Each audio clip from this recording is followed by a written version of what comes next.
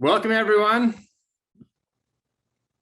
I can see that the people are flooding in right now to join us for our session today. I have the privilege of beginning this session, and I'm just talking slowly because I can see people piling in. So first thing I want to say as I continue to talk slowly as I watch the numbers tick up is that my name is Dave McLeod. I'm one of the co-founders here at ThoughtExchange. I'm the CEO. And something about me today is that my kids just headed out the door to school because they were wearing an orange shirt just like this about truth and reconciliation. And why are they wearing that today? Well, they're wearing that today because tomorrow is actually a national day off of school around truth and reconciliation. And so I wanted to start by acknowledging in two ways. When we gather together, we're learning a practice, and that practice is something that is adopted by most of you right now. But I want to share this practice with you and actually share the text from this practice as well and where it came from. Here goes.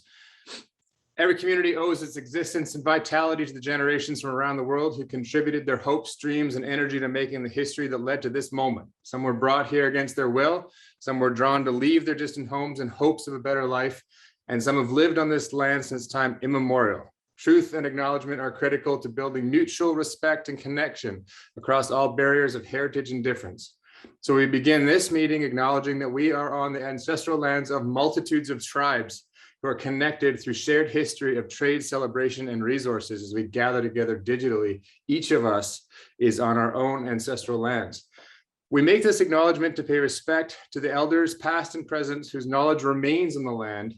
Please take a moment to consider the many legacies of violence, displacement, migration, and settlement that bring us together here today. And please join us in continuing to learn about the truths and actions we can take towards restorative justice.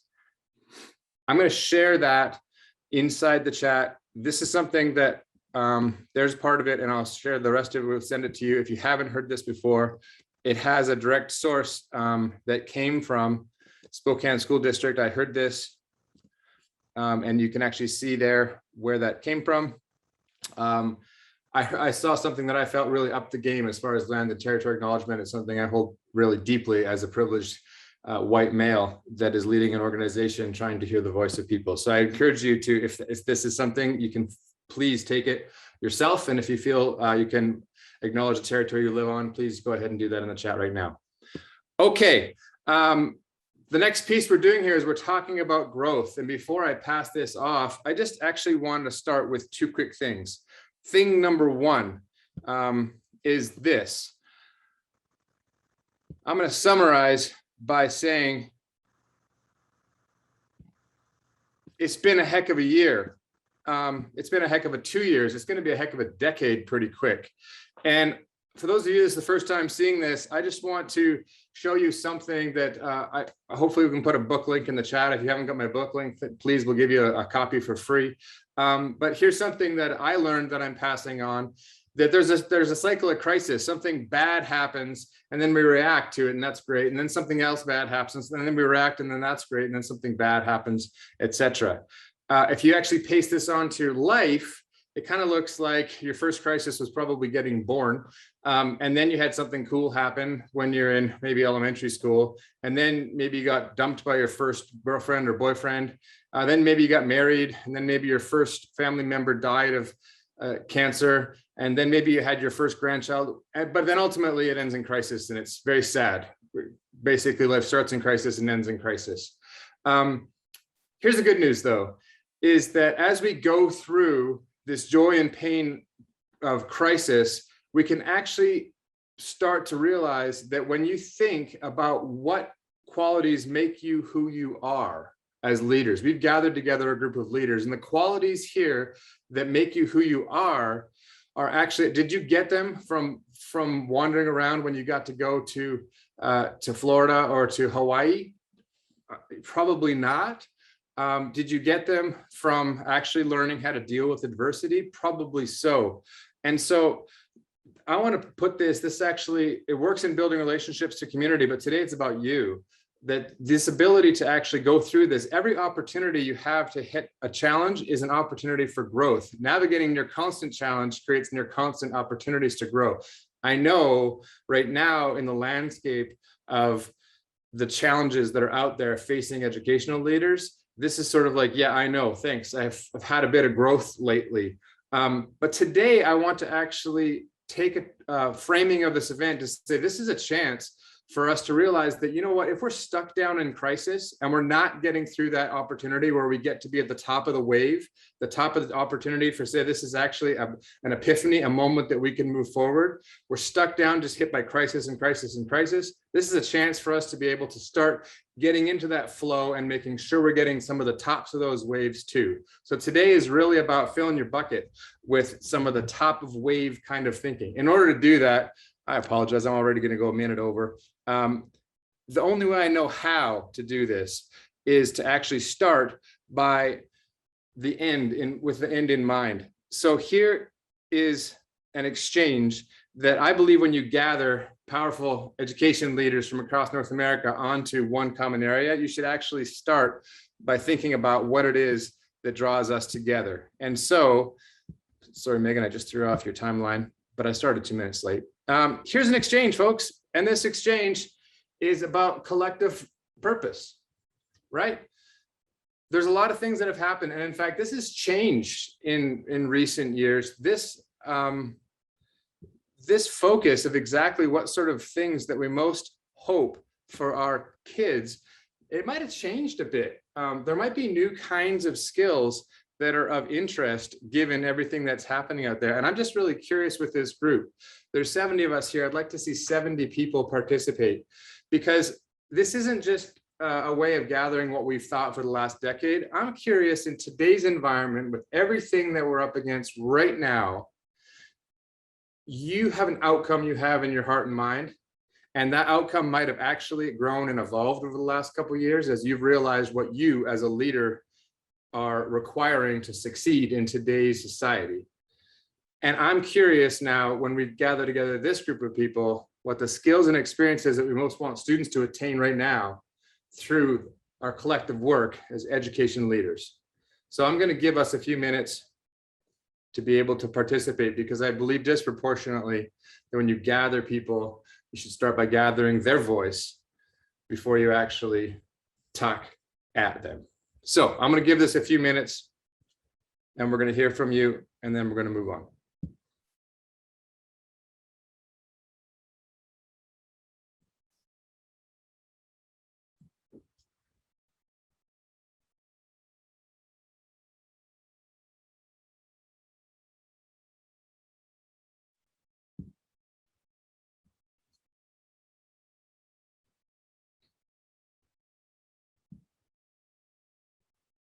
Those of you that are just joining now, posted the link in the chat, as well as you can use your phone. Just reposted it in case you're just getting in.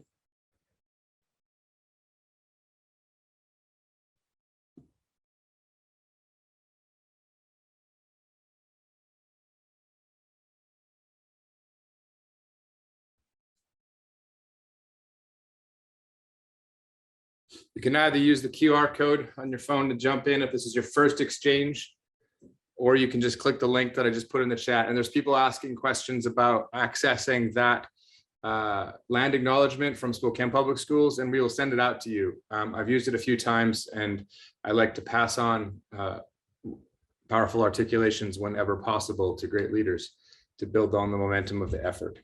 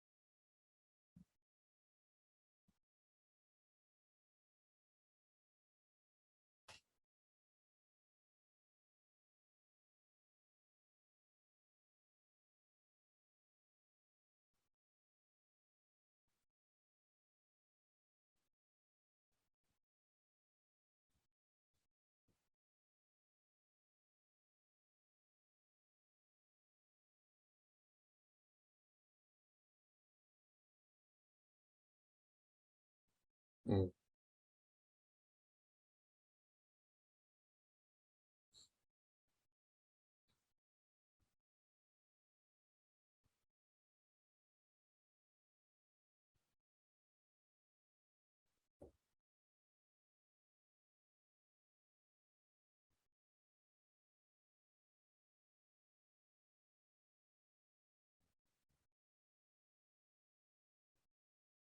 One minute left. So if you're in just sharing your thought, please get to rating thoughts as quick as you can to make sure you can see some of these wonderful thoughts that are coming into this exchange.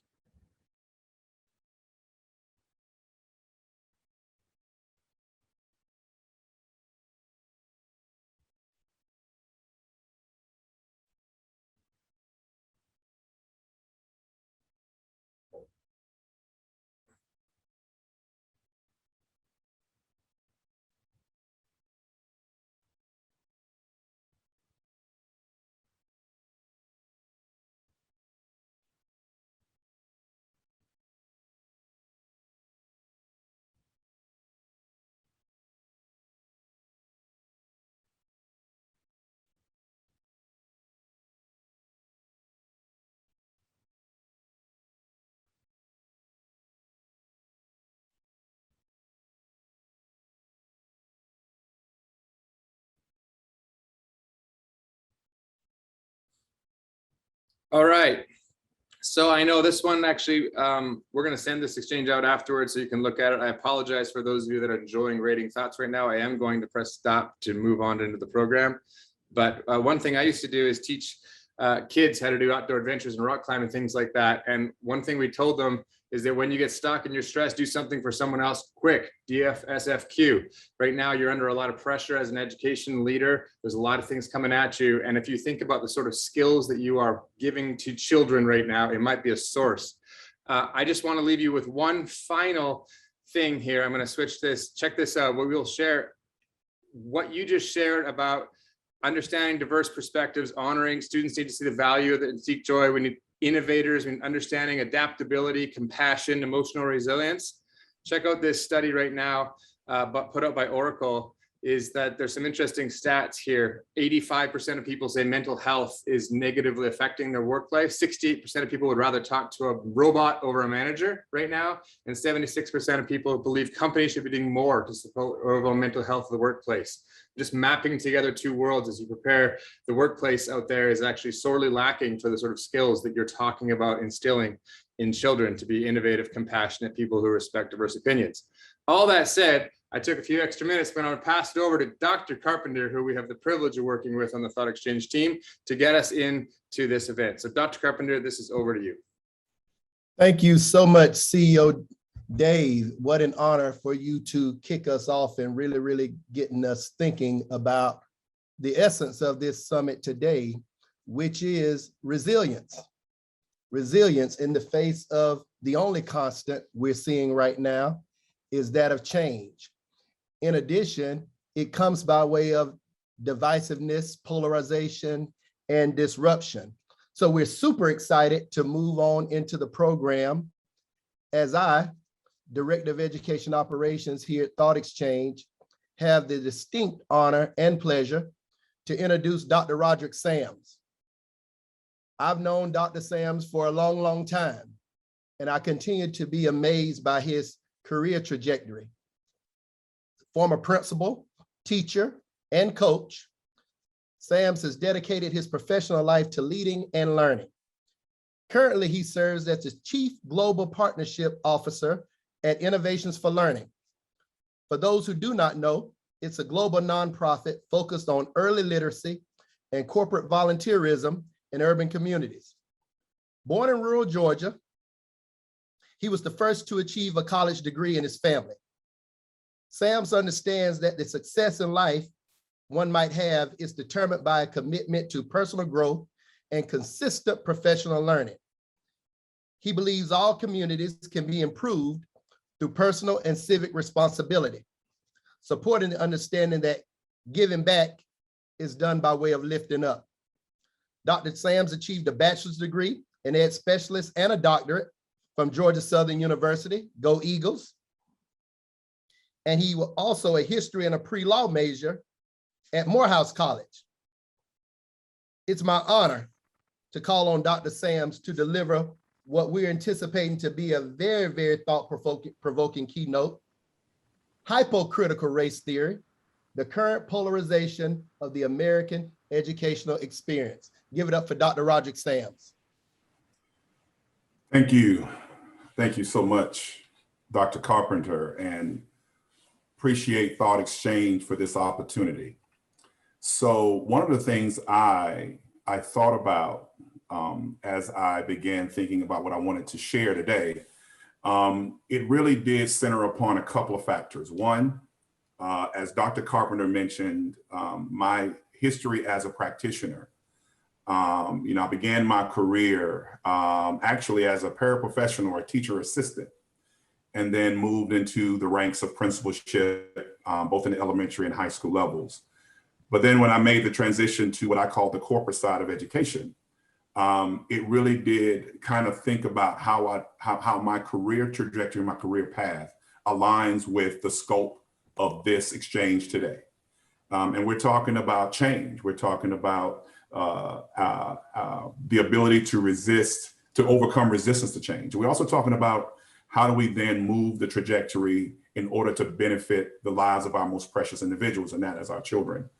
And so in thinking about the current climate and where we are and the things that leaders are dealing with, there are a lot of factors that are coming into it, right? And it's all centered around a common theme.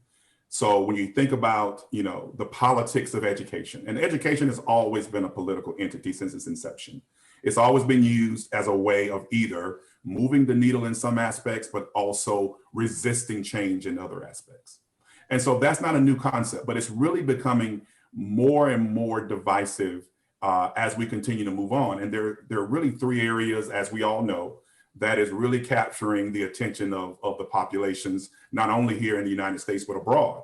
And that is, concepts such as the COVID challenge that we're facing and how we're actually requiring schools and school districts to respond to it, and also other entities as well.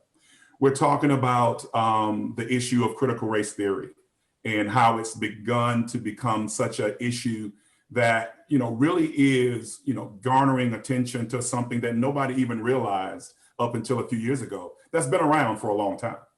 And then, of course, we're always talking about diversity, equity, inclusion, and how we actually broaden the opportunities for all to be successful. And so when we think about those three major concepts that educational leaders are dealing with, that educational leaders are challenged with, we often think about those things independently, but they're also intersected based upon our current climate. And I'll share some examples of how I feel that is the case. But really what it brought me to was some experiences that I've had throughout my career. And so I want to kind of give you an introduction to my thoughts as I think about my first year as a principal at my last high school, at my last school where I worked as a principal, and that was at Newton High School, Covington, Georgia, right outside of Atlanta. And so when I took the position of principal there, I took that position knowing that there were certain things that were new. One, me being a new principal. Two, being the first African-American principal that they've ever had. Also at a time where the school population has shifted from a majority white population to a majority student of color population almost overnight. Atlanta was experiencing a huge boom in population. And of course, a lot of that population was moving to our community, and thus we became more Black and brown by the day. And so there were a couple of things that happened throughout that whole process that really challenged a lot of what I was able to accomplish as a principal. One, we were losing a lot of our teacher population, right? I had to hire literally 40 teachers my first day on the job. And coming from an environment that was a much smaller environment, moving to a more of an urban type of setting, not knowing where I was going to get that teacher talent was a challenge, right? And so I was able to start filling some gaps with people that truly were able to start moving some things forward at our school. The other piece of that, which I thought was critical, is when we started thinking about the ways in which we were going to engage our students. So giving you a little background about Newton High at that time. Newton High was the largest school in that district. It used to be the only high school in that district for a long time, and it was the most diverse high school. And it had some academic and behavioral challenges when I stepped in the door. And so we were needing to both change the mindset and the thought process around how students operated, but also around the adults. Now, not just the adults in the building, but also the adults in the community and how they viewed our school.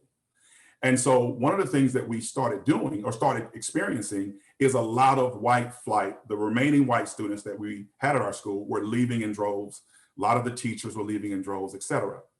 And so I knew that in order to have a school that was viable academically, I had to figure out a way to keep the best and brightest talent in my building.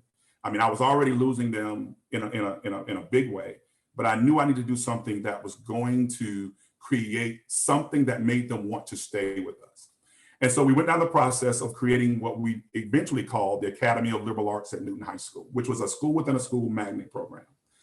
And it really did center a lot of things that we always believed about students. And that was, if you give all students an opportunity to be successful, and if you give them a pathway to success, success will happen.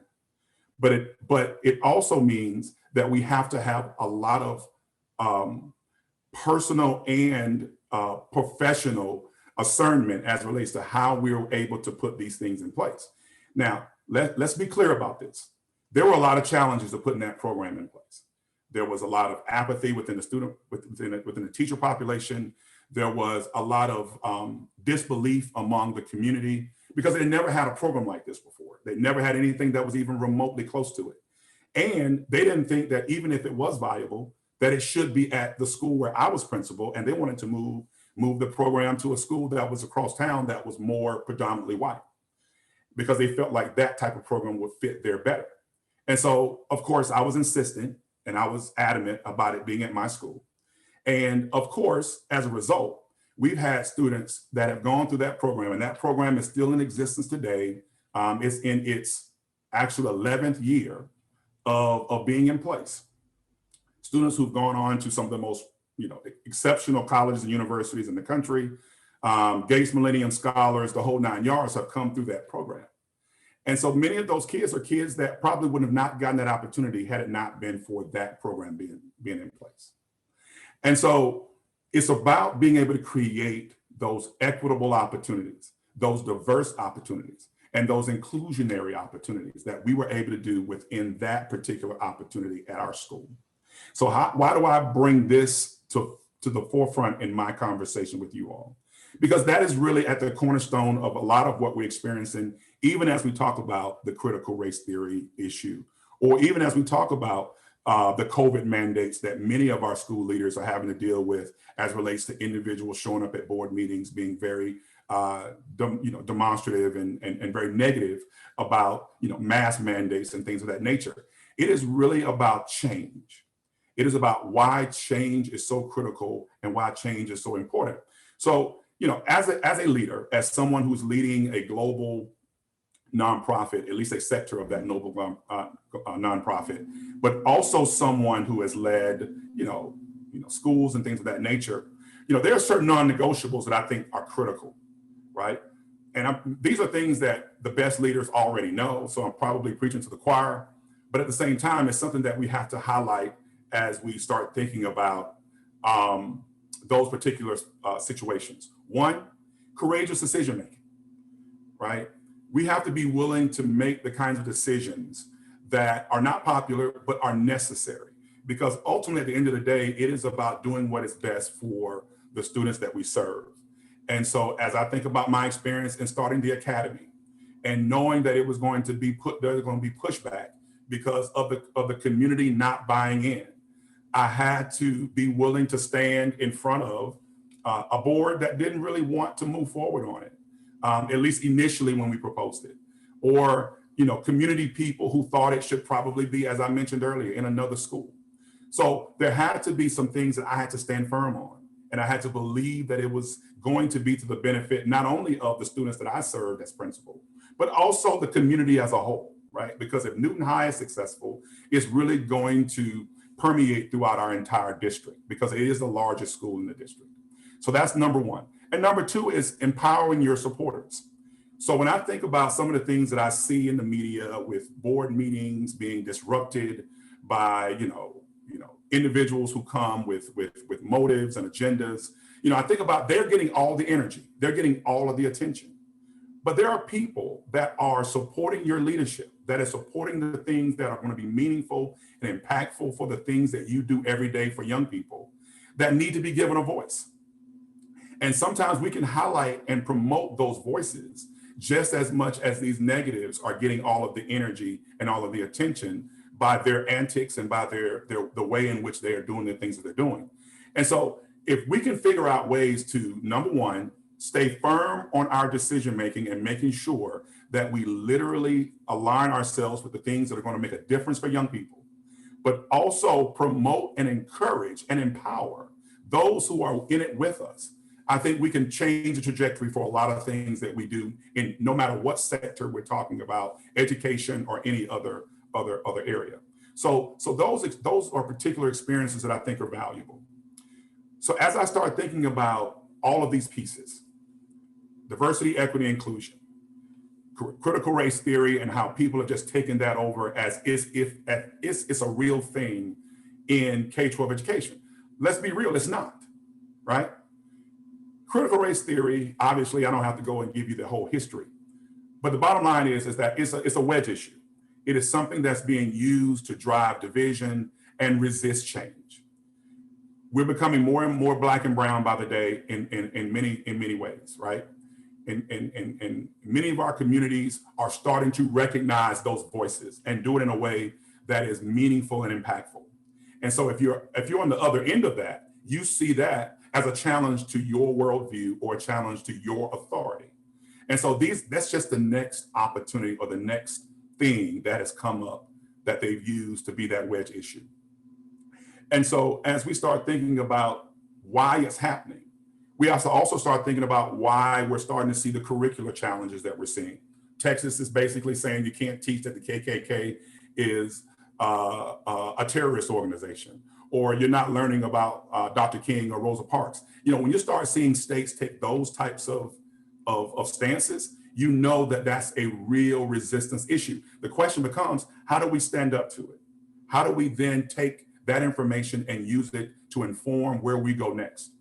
And then also, it's really about how we're framing who we are as a nation and as a people, right?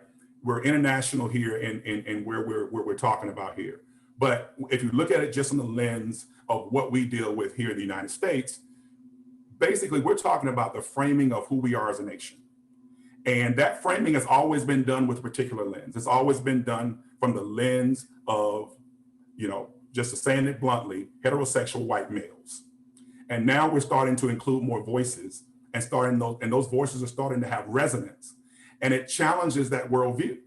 And so when you start thinking about what that means, things like the 1619 Project and how that's actually changing the way people start thinking about the impact of slavery, when we start having to have robust conversations around, whether or not Black and brown students can see themselves as viable individuals in the broader context of who we are as a society, then we have to start really being courageous. We have to really start being, willing to challenge the status quo. And at the end of the day, we have to also understand that if we're trying to really move to that true perfect union that we claim to profess to have, then we've got to be willing to change those dynamics and do it in a powerful way. And so even as you start thinking about, obviously, we talked about the COVID vaccine issue and how people are speaking out against mask wearing and things of that nature and getting the vaccine. Ultimately, that's really a political exercise. And we realize that, we understand that. But at the end of the day, schools, school districts, leaders have to still make the decisions that are ultimately in the best interest of students. And too many times, and I've seen it too in too many situations, most of those things have been done for the betterment of adults or for the thought processes that align with the adult way of doing things. And so not knowing where that's all going to eventually land in your particular situation, I can't really speak to it. But what I can say is, in every aspect of both my career, but also in the work that I believe is most valuable for young people, either in my current role or any other role that I've had in the past, it is really about taking what is in the best interest of students first. How is this going to improve the lives of young people? How is this going to empower them, promote them, encourage them? And is it going to be something that we can then, at the end of the day, say, everything we've done with a centric approach about improving their experiences? And so if you take nothing else from what I've said, and you take nothing else from the thoughts that kind of come as it relates to those current practices and the polarization of each of these individual pieces, and there's more things that are being polarized and politicized by the day. It still comes down to, are we willing to push change even when it's unpopular, even when it is hard, even when it's difficult, even when it causes us some personal and even some cases professional challenge? Because we've all faced it in some way, shape, or form. How we respond to it determines whether or not we, are able to really say we did the things that were necessary, we did the things that were meaningful, and we did the things that were impactful for the students that we serve. One last comment that I really want to make, and I think it's kind of important to end on this one.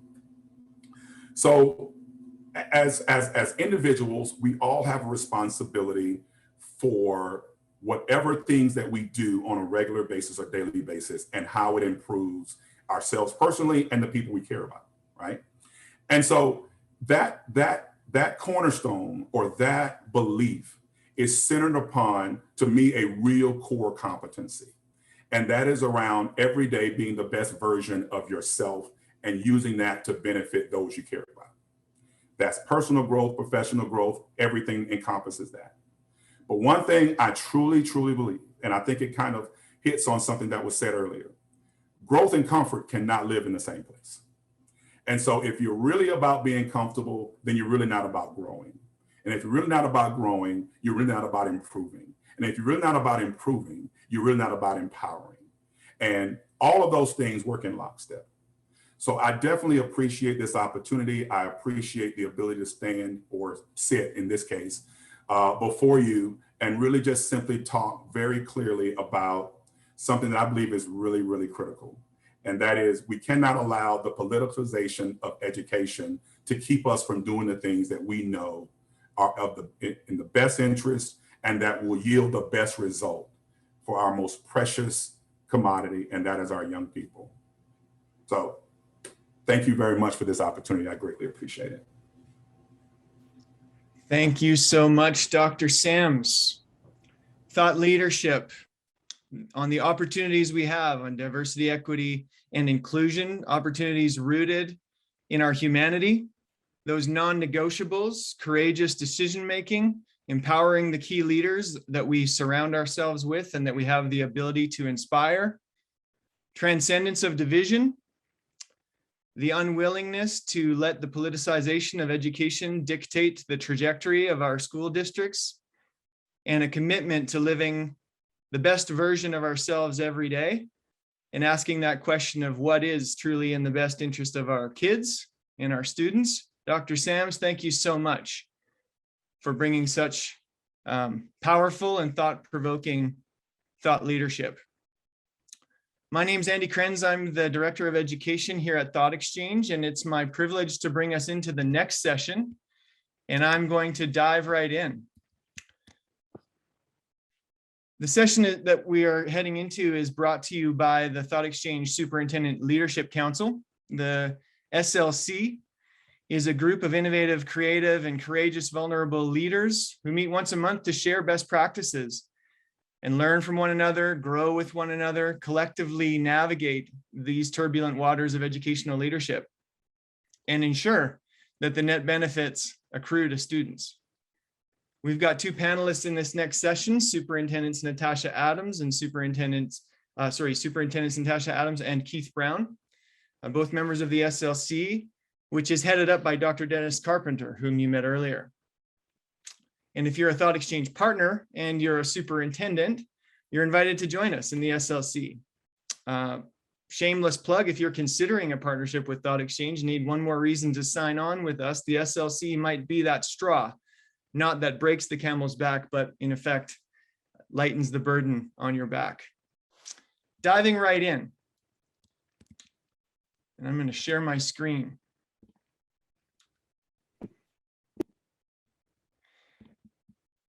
Our CEO shared this slide with you earlier and talked about the crisis cycle.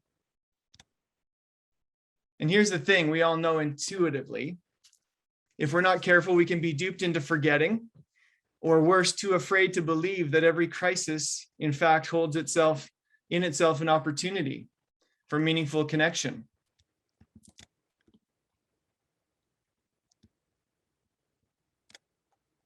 Meaningful connection is arguably the fundamental human need that has taken the biggest hit in the COVID era. And if we neglect to engage in times of crisis, we miss out on those dynamic opportunities to create connection. When every crisis holds an opportunity to connect, those moments of crisis and challenge become those moments where we need to run toward the problem, even crises over safety and security or mandatory masks, I dare say. Now, I know that we're talking with a group of somewhat battle-weary educational leaders. And before we go any further, I want to honor you for holding an office of leadership right now. I believe leadership is a call. I don't believe leadership is established without intention. And to go one step further, my personal belief is that leadership is established by divine ordination. It's my way of saying that if you find yourself in a place of leadership today, you're there for a reason. And there's a way forward, a life-giving way forward, life-giving for you and life-giving for those around you. And as we talk about shaping the year ahead, discussing these pandemic lessons we've learned, I want to name a lesson that far too many leaders have learned the hard way over the past couple of years. That connection intended to enable a transaction is a withdrawal from your leadership capital account. I'll say it again, that connection, when it's intended to enable a transaction, when you need something from your constituents, your leadership group, your students, your community, makes a withdrawal from your leadership account. On the other hand, connection that is free from the need to transact makes deposits in your leadership capital account. And we all have these leadership capital accounts, don't we? The assets that are available to us in leadership. And each day we make deposits and each day we make withdrawals. But we all know intuitively it's hard to make a withdrawal from an empty account. And reaching out to constituents in order to transact, only to find that your leadership capital account is empty, results in an endless amount of strife. And I won't ask for a show of hands, but I know that we're experiencing this in educational leadership right now. Conversely, leaders making deposits into those accounts by intentionally reaching out when a transaction is not required, make deposits, engaging when you're not asking for something. Now, the members of our SLC community have spent a considerable amount of time looking at this. And right now, we're all spending a lot of time in these lower rungs. And the work in education requires the higher rungs, the transformation. Educational leadership is transformative by definition, yeah? How many of us got into educational leadership because we were fired up about addressing basic human needs of safety and security and talking about vaccinations? Rhetorical question, obviously. We're motivated by what's possible. We're motivated by working forward to something together and arriving somewhere great, leading that transformation and ultimately seeing the transcendence that's possible, the pinnacle of this pyramid that actually Maslow identified later in his life, which doesn't make it into most of these hierarchy of needs diagrams, the transcendence, the giving of oneself to a cause bigger than oneself is that pinnacle. But how can we get there when the discourse is dominated by the most fundamental human needs so, aggressively in this time? And simply put, I'd challenge you with this. We simply need to speed up the cycle of transformation. We got to get better at moving up the ladder and bringing people with us as we do. And I want to name something. I know we're spending a disproportionate amount of time in the work that's being done on safety and security right now, and structure and process. And there's hope. I want to say there's hope. that as we get into these issues and address the things that need to change, we're able to climb, and we're able to climb quickly. Now, the reality right now is that we're going to keep getting pushed down into this hierarchy, into these lower sort of echelons. With every new political battle, every latest health guideline, every new challenge, every new crisis, we're inevitably going to find ourselves engaging on safety and security issues and structure issues.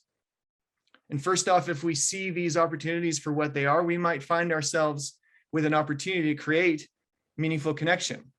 But more importantly, for this conversation, we'll build efficiency in leading constituents back into the realms of possibility and transformation, and out of confusion and out of strife and out of survival and out of grief and out of loss.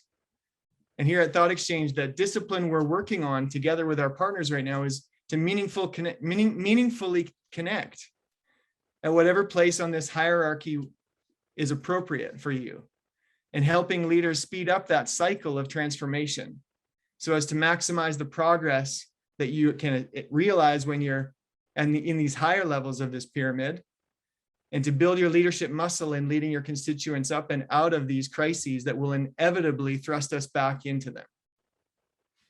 I'm going to stop sharing here for a second. I see that Keith has joined us. That's great.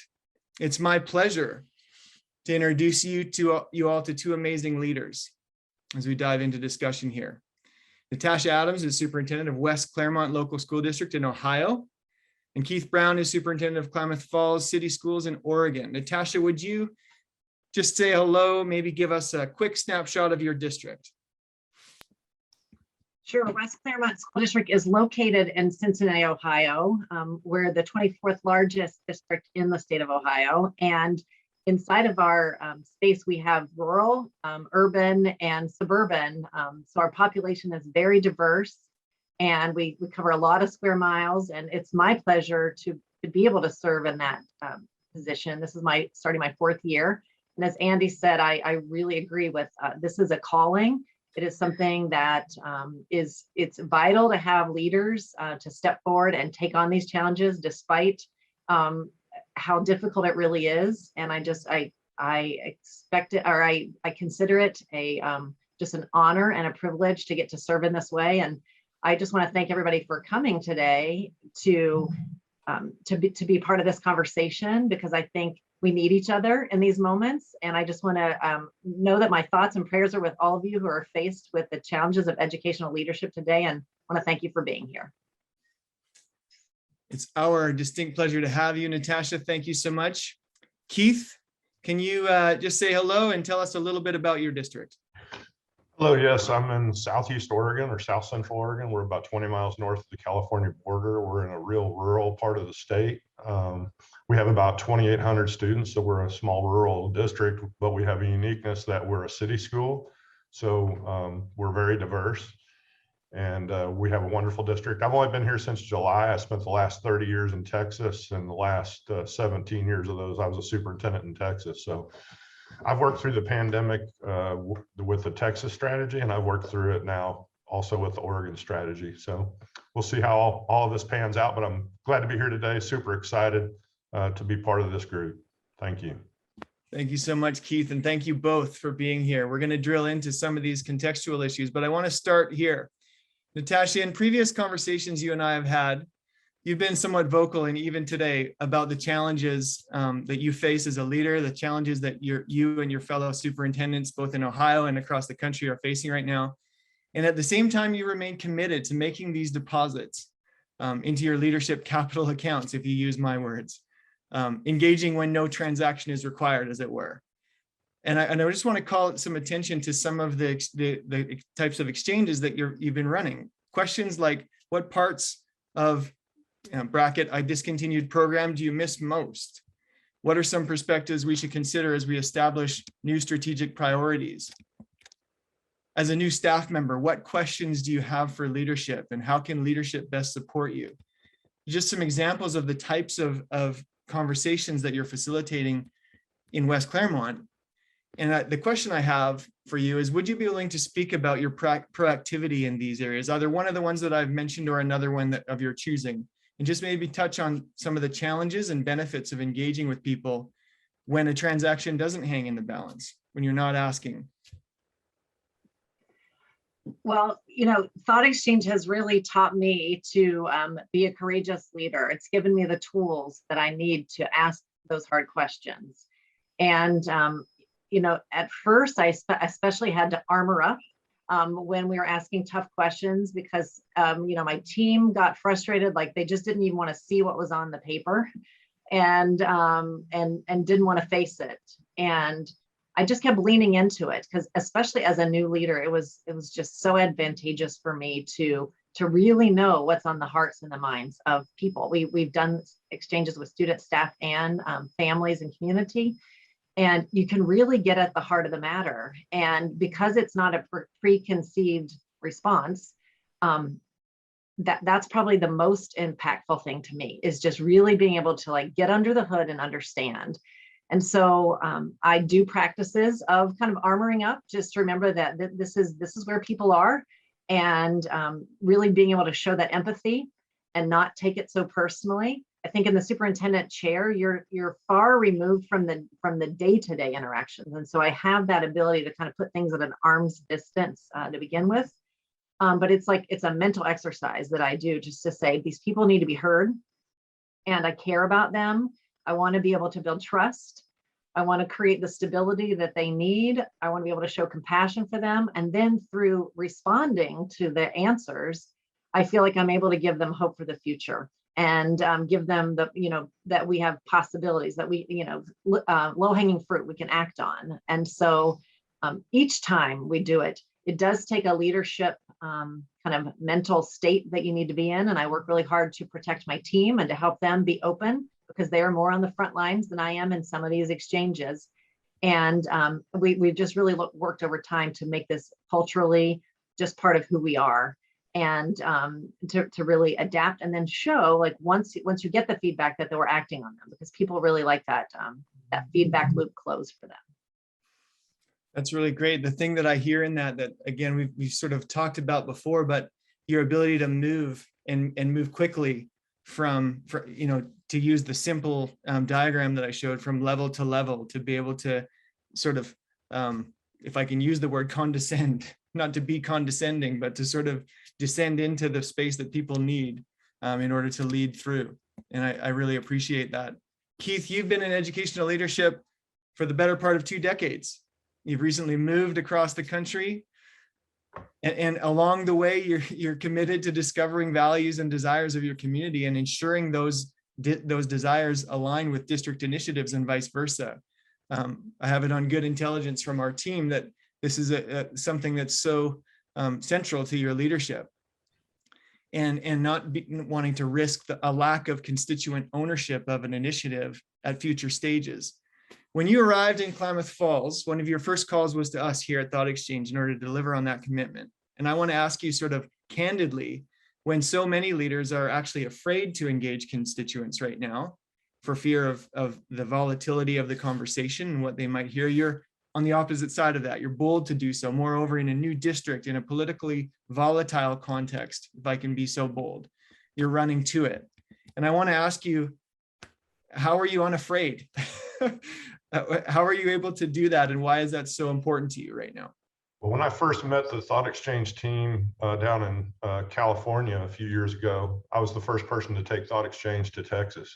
And what I saw was an opportunity to interact with our community, our staff, and all the stakeholders to make the schools better for all of our students. And so that's why I'm not afraid. Our students here have a lot of needs.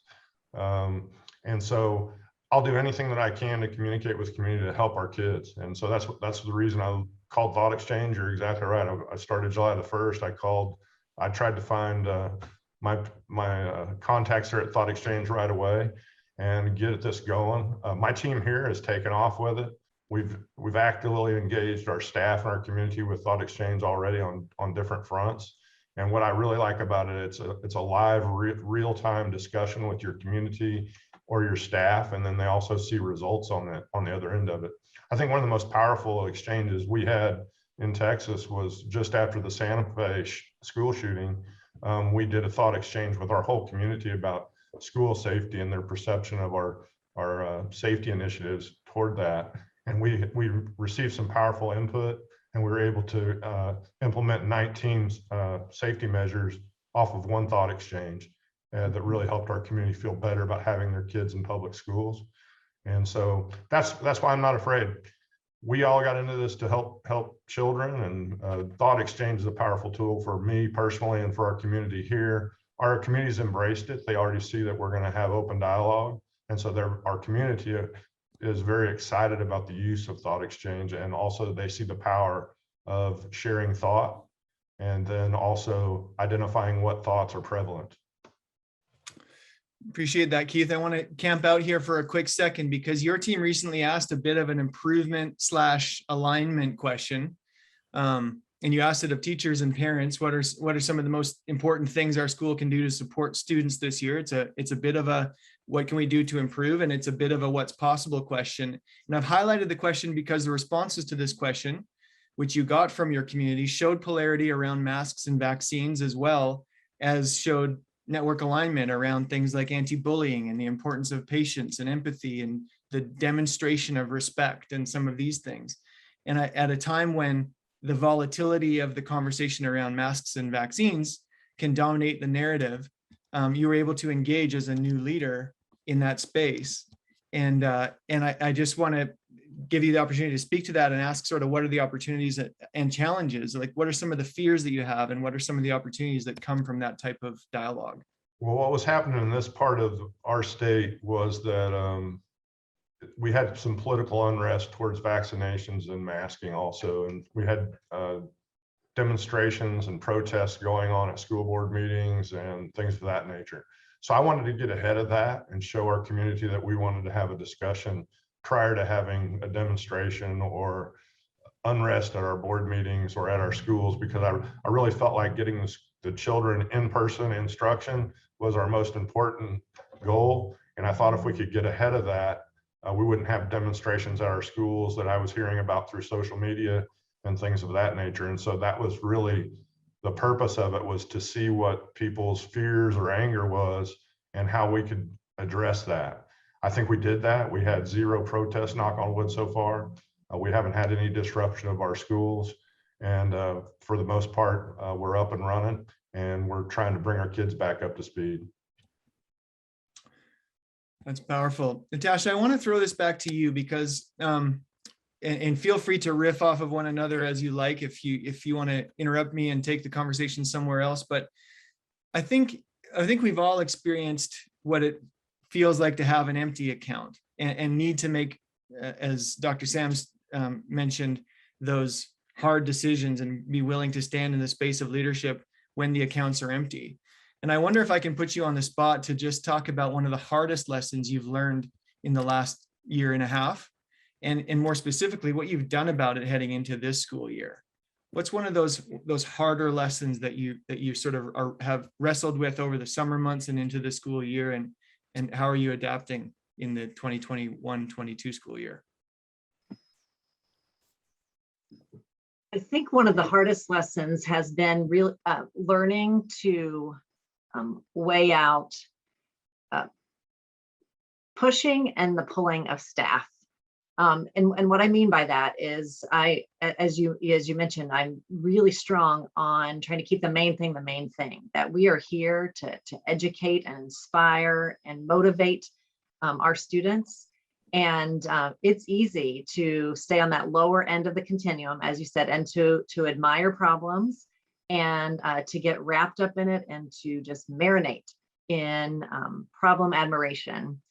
And so I would think the hardest thing I've had to learn about that is maybe my impact on how those conversations go, what I'm talking about, how my face reacts, how I'm absorbing all the data, all the information ripples out from me. And you never want to think of yourself as so highly as how you react to things like affects everybody else. But the truth is, the top leader of the school district certainly has that kind of impact. And so learning how to balance that human side of leadership and being in real time with people, being present, being able to empathize and really understand where they are. At the same time, challenging and setting high expectations that we are here not to solve all the political challenges of the world, or not to let safety be the thing that like takes us under, but to stand tall and to do our main thing, which is teaching and learning. And what one thing I will share in the chat later, there's an article recently that came across my desk, and it's a Harvard Business Review, Managing Through Crunch Time, and in it it speaks to the military and how military leaders have managed and kept people going in just times, wartime and crisis. And so I never really thought as a superintendent, that's like the mode I need to compare myself to. But when you read it, it's fascinating just to say like the basic things that you need to keep top of mind to be able to be present with your people and support them so that your mental health is strong and it doesn't ripple out and negatively affect other people, that you are present with them, that you are in the operations. This is not a time to like sit on high and be just behind your computer and be on Zoom, being present with your staff and trying, as a leader, trying to find time to balance, like being in virtual meetings, hybrid meetings, face-to-face meetings, and yet have that presence so that they know that you care about the day-to-day operations, that you are ensuring that students are being engaged and that they're learning. And that another like lesson from this article is really pouring into your leadership team. And so we have doubled down on professional development, because that's another one of those things. A hard lesson in all of this is kind of just keeping in that survival mode. And I've worked hard to step out of that and be in leadership development mode, because like we have got to be stronger, and our skills sets and our mindsets and our tool sets have to be sharpened. And so the lesson in all this has just been about keeping core business front and center, being compassionate with people as you're continuing to push them and challenge the status quo in crunch time. And so that's probably been the biggest learning is like that balance of push and pull, and without curling people up in a ball, which we all have been there. We want to be there with tears running down our faces, and keeping us progressing in the name of kids.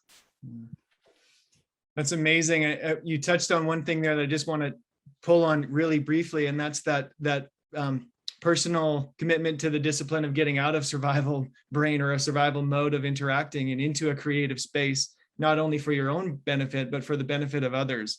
And those muscles that you can actually build. This is something we've also talked about a lot at the SLC, that personal muscle building of how to do that really quickly in order to respond in a way that can model and inspire others to lead with the kind of compassion and empathy and presence. You talked about presence that's required. I think that's powerful. Keith, I'd pose the same question to you.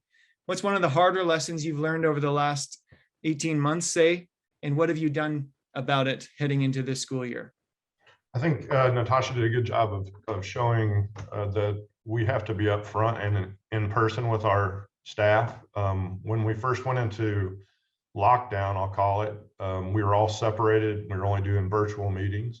And I think that created some disconnect with some of our staff. So what I've tried to really make an effort this year, for instance, is I'm in person as much as I can be on every campus, trying to interact with staff, students, and community. I think that was the biggest lesson learned, was we didn't understand or know what we were dealing with COVID-19 in March of 20. And as we've gone through this, we've learned that if we do our mitigation strategies properly, that we can have in-person instruction. I think that was the biggest thing, was getting back in person and lessening the load for our staff as much as possible. Right on. I want to just take us right into an exchange here. I've popped the link in the chat.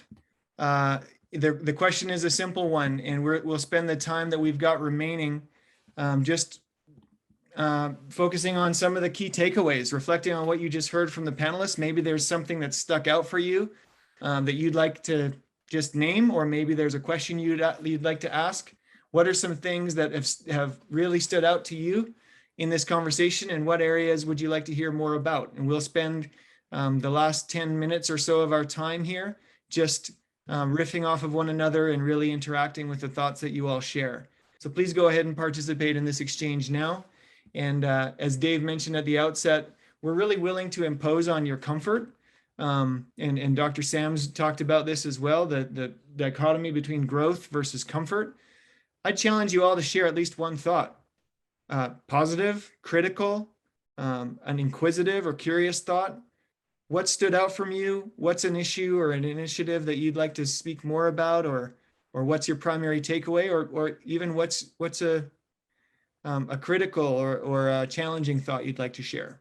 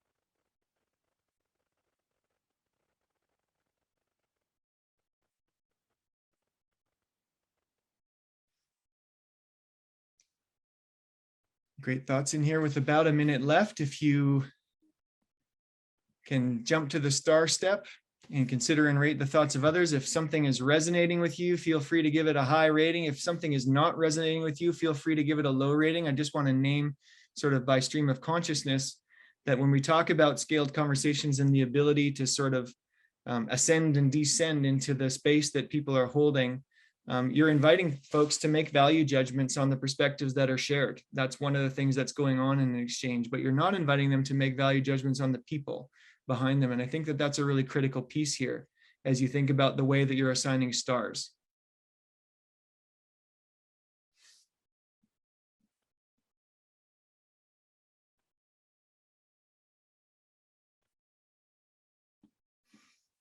This is great. I'm going to just sort of throw you a few opportunities to speak to these, Natasha and Keith. This thought has risen to the top, and I read it in my list, and I love the analogy of armoring up versus leaning into feedback. If we care enough to run the exchange, we should be ready to listen. Well said, Natasha. Maybe take us one layer deeper into how you actually do that. Oh, you know, it's taken some practice, I will say. And it takes a lot of like self-talk, you know, that I tap into other superintendents. I tap into executive coaches that I work with. I tap into the ThoughtExchange team, people that can speak into me positivity to make it not about my ego and not about me personally, but about it becoming a place we can activate on. And so I try to just stay in that action position, and you know, wanting to do something that makes a difference versus wallowing in my own sorrows there. And I try to help my team by armoring up, by going back to like, what is our purpose? What is our vision? What is our mission? And how does answering these questions, how does responding to the feedback that is hard to hear sometimes, going to help us reach those goals, so that there is a connection to This is not about me catching somebody doing something wrong or like calling out a bad school or a bad person. It's not about that. It's about serving our students and serving our community well, because we want to provide that West Claremont experience that that we've all created the vision of together. So I go back to purpose and mission, and that's my best way of kind of not getting wrapped up in the emotion of it all. Fantastic. Keith, I'd like to float this one to you. Just the idea of involving others in decision-making process and doing that in an efficient and an effective way. As many stakeholders on the leadership team as possible is critical. And I would extrapolate that into as many members of your constituency where appropriate. Take this wherever you would like to take it, Keith. Absolutely. I think Thought Exchange really helps you develop a we mentality versus a me mentality. A lot of times in leadership, we get a cabinet or a group of administrators that we listen to, and it becomes an echo chamber. And things that we might think are important are really not to our stakeholders or our community. And so I think the biggest thing is that we can develop a we mentality and not the me mentality, and have a student-centered focus. And if we can get the whole community to focus in on the students, Thought Exchange is a great way to communicate that with each other. But also, you know, if you can have 3,000 people, let's say, participate in the decision-making process instead of 6, I think you're going to have a decision that more people will embrace, and then also have buy-in to make it work out for your students and your school. For sure. I want to take a left turn here, because this thought it touches on something I think is really critical. Dave started this day by an exchange on what's possible and what do we want, and a focus, ensuring that the focus is in the right place. But there certainly is, as Natasha, as you mentioned, a lot of problem admiration going on. And so the thought here, can we shift away from deficit theorizing when it comes to what students have or have not learned during the pandemic? Can we instead celebrate the learning they have engaged in? Either of you respond to this thought as you like. Well, I also this is critically important to me. And as a superintendent back in the spring, when we were getting all of the ESSER funds, every email said to fix learning loss, deficit, gaps, holes, like every word was quantifying things that were missing, and wholly and without. And so another article that I stumbled upon early in the school year that really helped my mindset, because it matched where my head was, but it wasn't what my email was telling me. And that was by Ron Berger. It's "Our Kids Are Not Broken." And it's just the importance of kind of going from that strength mindset, looking at what our kids have gained, more independence, resilience, ability to adapt, different kinds of thinking skills, and ways of working. And that our words matter. And the more we talk about it as, remediation groups, catch up time, all those words send a message to our kids, their minds, to tell them that there's something missing in them, there's something wrong with them. And we really need to get from that perspective of, and be hyper aware of how the student's mindset affects their academic mindset. And so this article really put me on notice to be careful as we were justifying the spending that we were doing in the district, as we were justifying and explaining some of the moves we were making, trying to not at the same time label these kids as the COVID kids that have this like label slapped on their face, and that's just who they become, instead of becoming, the learners, the leaders, the changers of the world that they are born to be. And so I think this is one of the most critical things for superintendents as we get overwhelmed and swallowed up in the negativity and in the steep hill we have to climb, that we have to guard our language carefully. And so I'll put this link. Oh, somebody did put the link in the chat. I just think it was very impactful for me to keep the main thing the main thing. Right on. And it's a lot like this thought two down about seeing people in the world that have their eyes open and are, it gives hope for those who are to those who are constantly bombarded with the negatives of the world and that negative narrative. The call to remain soft, in this moment is a profound one, when everything around us is telling us to harden and to talk about what we don't have and to focus on those things and to remain soft and open and curious and with hearts open. I love that word. The last one I'll touch on here, we're coming up on time and I want to send us into our next session, but just this idea of how to shift community focus from the polarizing topics.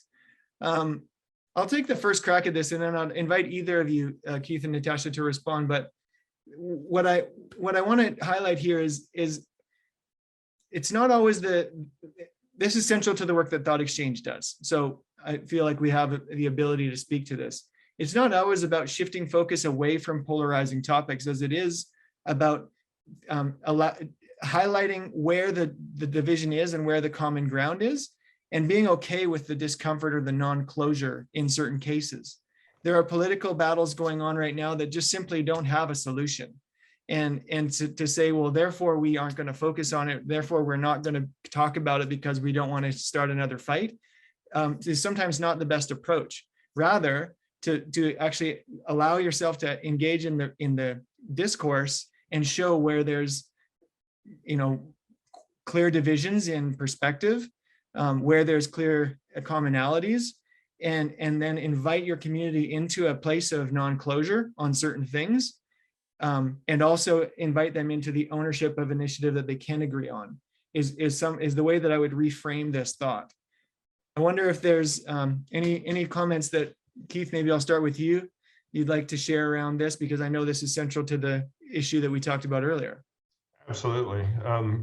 As Natasha put it, keeping the main thing, what we have tried to do is make sure that everyone understands that our highest priority is to have in-person instruction, because our two biggest polarizing things that we have going on right now is we have a vaccine mandate for all of our employees, and we have a drop dead date of October 18th. So we had to make sure that we were going to have enough employees to stay open, and we've done that. And then the other one was the masks. So what we communicated with our community was that our students are the most important thing. Let's keep them first, and let's do everything we can in mitigation to have in-person instruction. So what was awesome for me personally was to go out of my office on the first day of school and see kindergartners through 12th graders excited to be back with their peers in class with their masks on and learning. Yesterday, I was on our junior high campus and it looked like a junior high. They were being junior high people. And that was really cool. I said that to the principal. I said, hey man, this looks like a normal junior high, except we have masks on. So isn't that a powerful thing? Also, something Natasha brought up is we're also focusing on where we're going, not where we've been as far as education. And so we always meet the kids where they are. We've been doing that my whole career. And so that's all we're doing now. We're not worried about, we were getting pounded with the same emails. What have we lost? We're 3 years behind, all these things. We're focusing on where we're at today and taking off and putting wings on our kids and getting them college, career, military ready by the 12th grade, and then sending them out in the world. So we're not worried about the last 2 years. We're worried about today and tomorrow and next year. So I think that's the most powerful thing I've learned through all of this.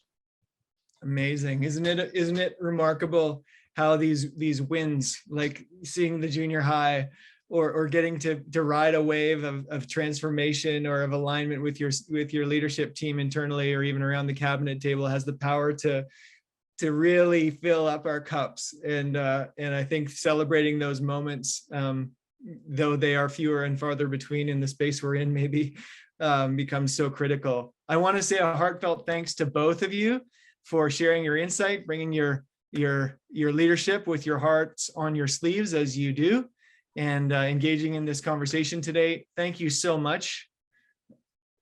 Any final words from either of you before I transition into the next session? Maybe something you've been sitting on that you think the group needs to hear?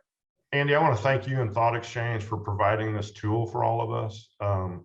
Educators, we're passionate people. We love our kids, and this has just been such a powerful tool for the school districts that I've worked in since we engaged it. So thank you for caring enough about the students of North America, really. I don't know if you guys are global yet, but you should be.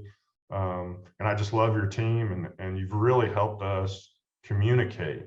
That's probably the key to any crisis or pandemic, is being able to communicate and have empathy.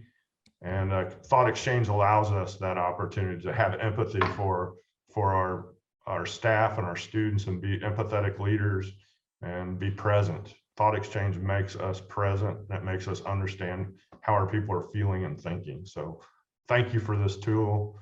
You guys have been sent from heaven, I think. Heartwarming. Thank you, Keith. I definitely echo that. I can't imagine doing my job without it. And as passionate as I am about this topic, it is very hard every day. And I make mistakes and I slip back, and I have to be reminded of the same thing that I'm preaching today and trying to share with all of you. So I would just encourage everyone to stay connected, maybe get involved in our network, be in any kind of network just that keeps you talking about something other than masks and COVID, because it's important for the heart and the soul for us to stay in a mentally strong place. Powerful, Natasha. Keith, Natasha, thank you so much. All right, everyone. Here's how the next session is going to go. We've got 2 sessions running concurrently, and some of you are going to stay here in this room, and others are going to move to another link. And so the first session is going to be facilitated by Dennis Carpenter. Dennis, why don't you tell us a quick second about what your session is? And Absolutely. For those who are going to join our session, it will be held right here, Reconnecting Staff and Community in terms of engagement. We are super excited to have thought leadership in this area coming to us by way of Brooke Hagstrom. Brooke and I shared the stage in New Orleans a couple of months ago, and I can tell you she's going to be one of the most technically sound and morally astute communications managers you'll get to hear from. And we're also excited to have Lawrence Harris out of Clark County, Athens, Georgia, home of the #2 ranked Georgia Bulldogs. And he's quickly becoming one of the thought leaders in the US around community engagement and strategic partnerships. You don't want to miss this session. Thank you, Andy. thanks, Dennis. We also have the distinct pleasure of having Karen Craigs-Milne with us today. Karen came on the ThoughtExchange team to really both help level us up as an organization, but also provide thought leadership in both the spaces of the corporate vertical that we've got and the education vertical. As the head of anti-racism, diversity, equity, and inclusion, and has been an itinerant speaker prior to joining ThoughtExchange, and now here with us as one of our team members. We're so honored and privileged to have you here today. Karen, why don't you tell us about the session you're running? Thank you so much, Andy. It's been so wonderful to hear all this amazing conversation and reflection so far. My session is really looking at truth and reconciliation and what this work looks like. It is a moment for us to come together, especially given that tomorrow is National Truth and Reconciliation Day in Canada. And we're inviting both the US participants and the Canadians to join us to really just create the space to think about what does this mean and how do we bring it into our work. We don't have the answers, but we can sure find solutions together.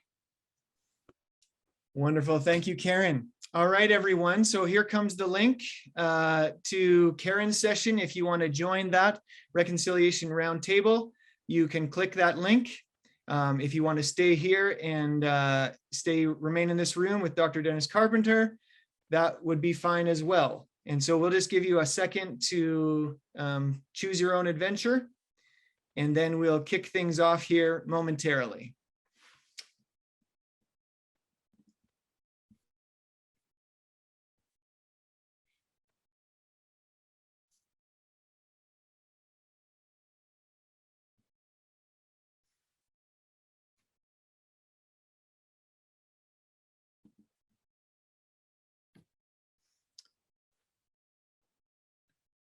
Dennis, over to you, my friend. Absolutely. Thank you, Andy, and a job well done on the last session. We'll give people maybe another minute to make a selection, so we'll know those folks who are staying here versus those who are going across to learn more and dig deeper into the Reconciliation Roundtable. with our head of diversity, equity, and inclusion and anti-racism here at ThoughtExchange, Karen. She's definitely a leader to learn from. About another 30 seconds and we'll get started.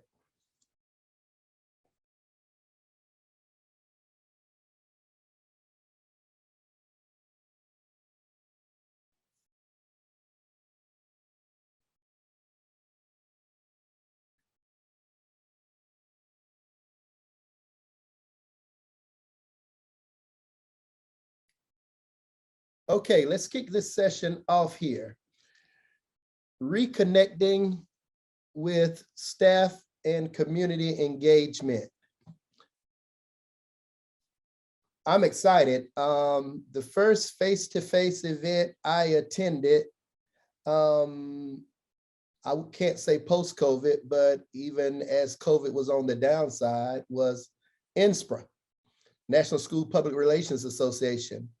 And I had the honor to share the stage with 3 chief communication officers in various districts across the country, one of which I'd worked with before and knew his work. The 2 others I did not.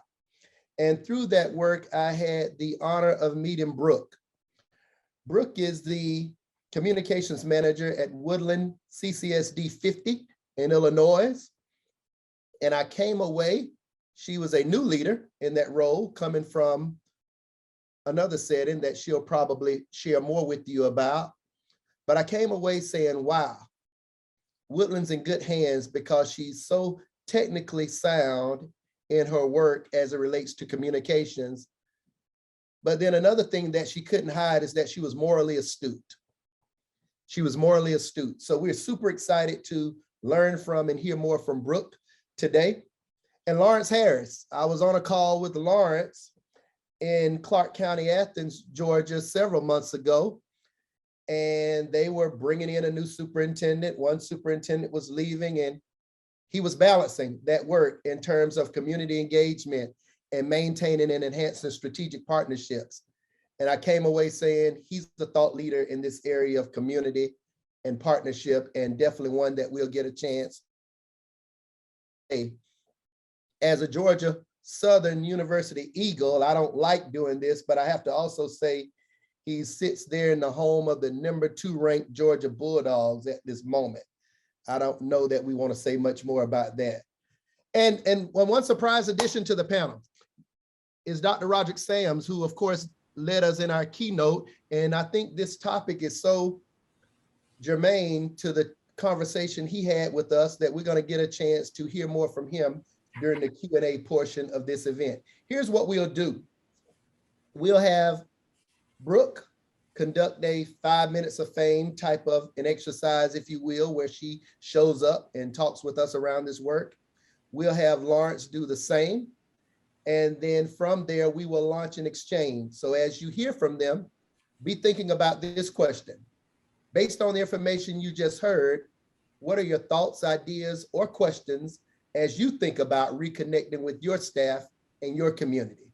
So I want you to give that some thought as you hear from these 2 leaders, and we'll dig into those top thoughts and the themes that emerge from that exchange by way of probing deeper with Brooke, Lawrence, and Dr. Sams. With that being said, Brooke, kick us off. Well, I must say thank you very much for that enthusiastic introduction. That was very kind of you. I do have a few slides to share if that would be okay. Let me pull those up real quick here. Okay, can you all see my slides? All right, so as Dr. Carpenter mentioned, I am the communications manager for Woodland District 50. That is in Gurnee, Illinois. And for anyone on the call who doesn't know where that is, I have a little map here that shows we're right in between Chicago and Milwaukee.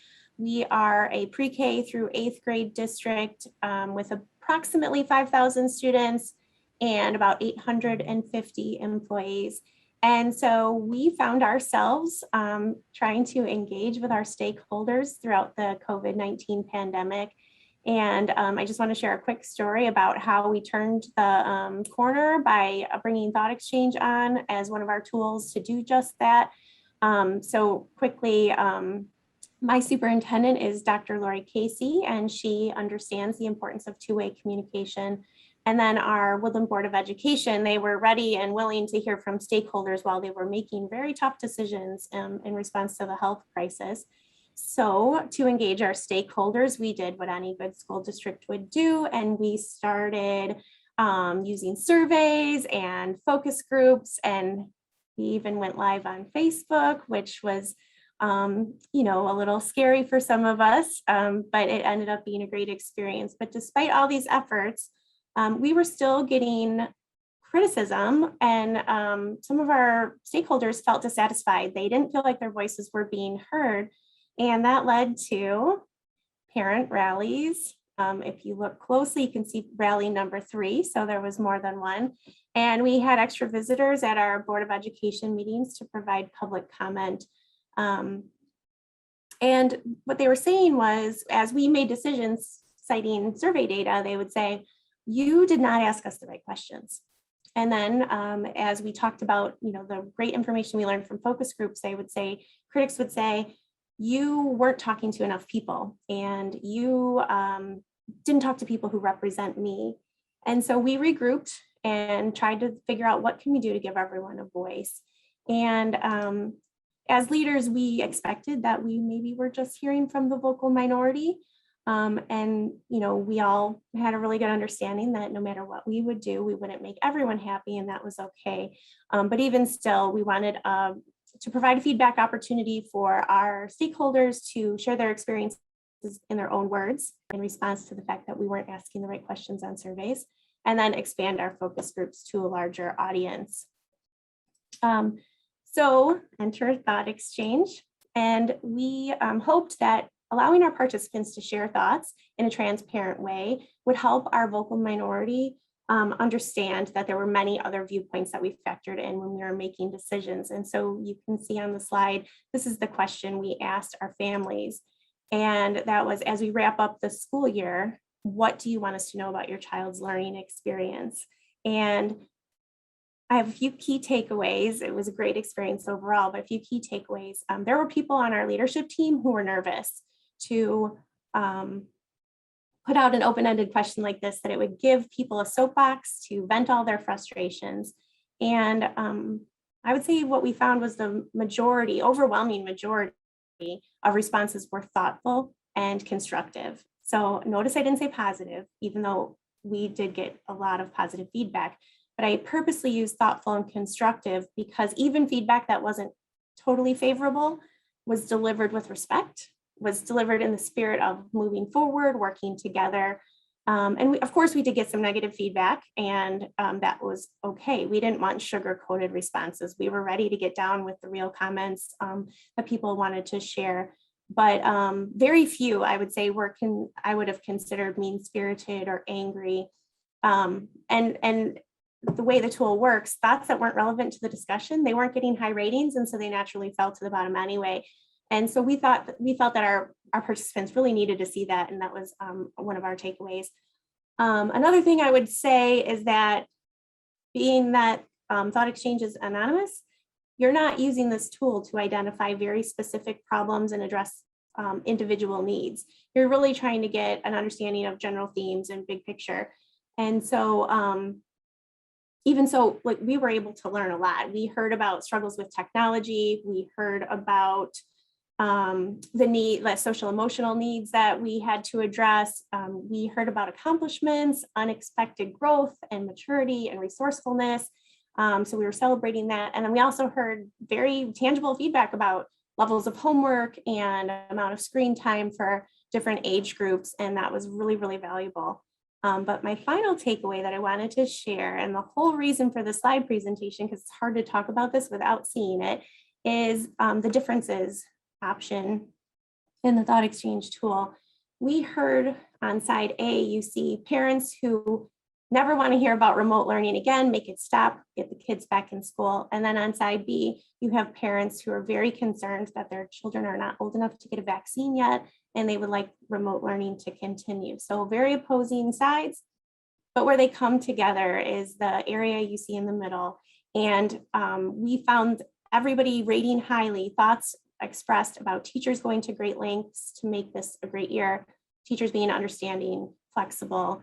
And what that proved to us was that no matter how negative the conversation might have sounded on social media or at Board of Education meetings, there was overwhelming support for staff. And that was the feedback that like internal stakeholders really needed to hear for that morale boost.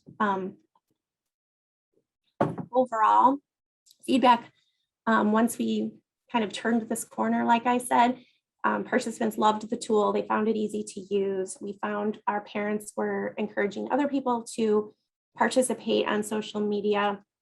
And then most importantly, of course, this feedback we were able to keep front and center all summer long as we prepared for the 21-22 school year.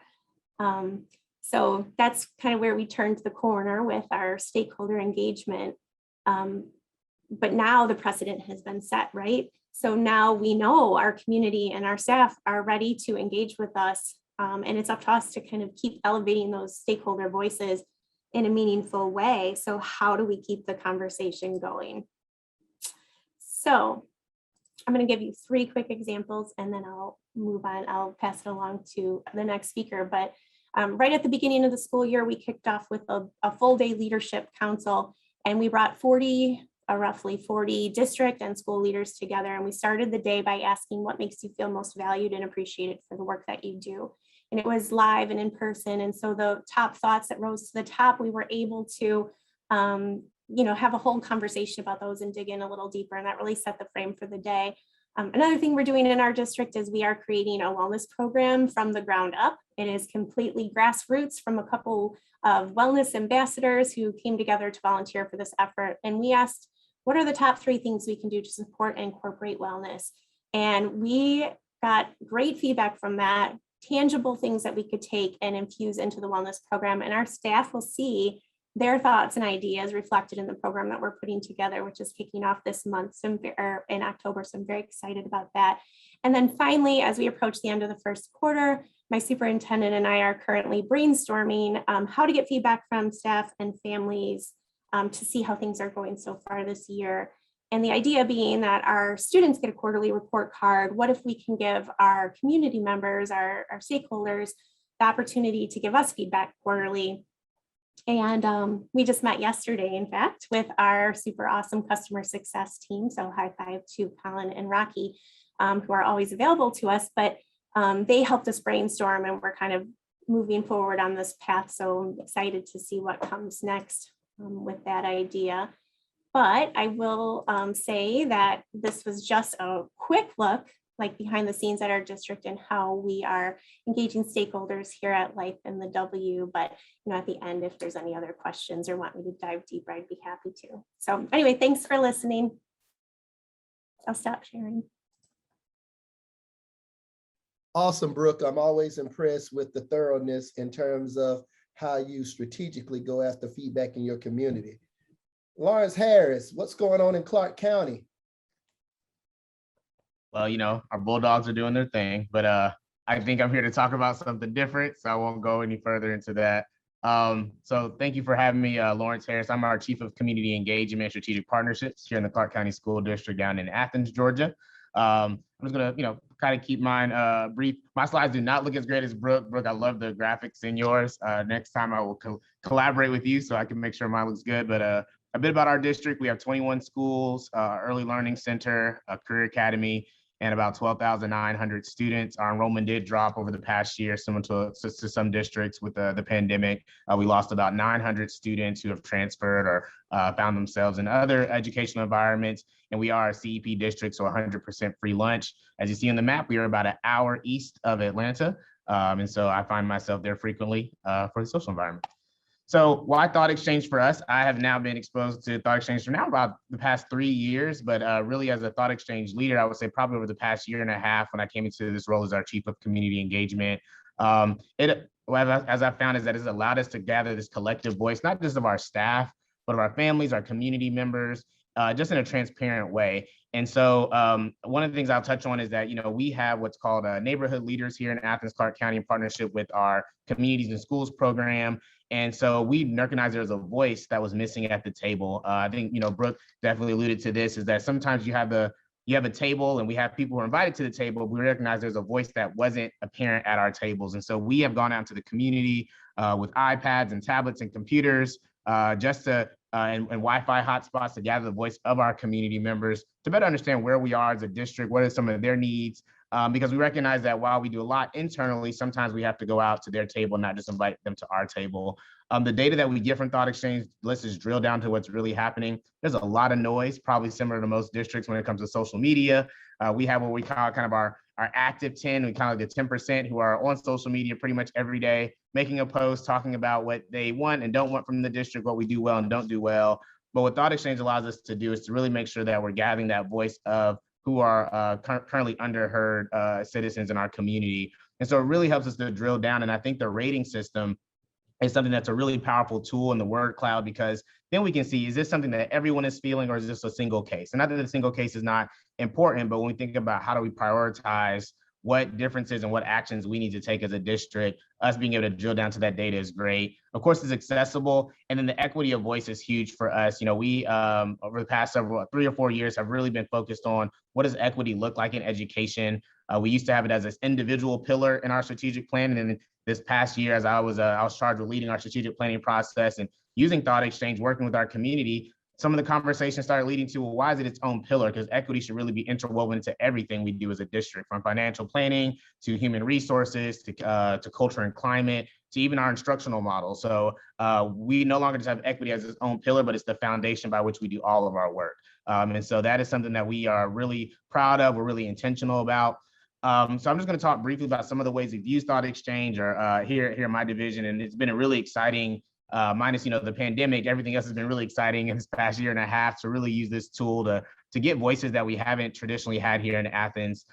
Strategic planning, it was a really great way to go out physically and virtually to ensure that the things that we say we want to focus on, like the equity piece, was actually being heard, and we actually understood what it was at our community, our local government.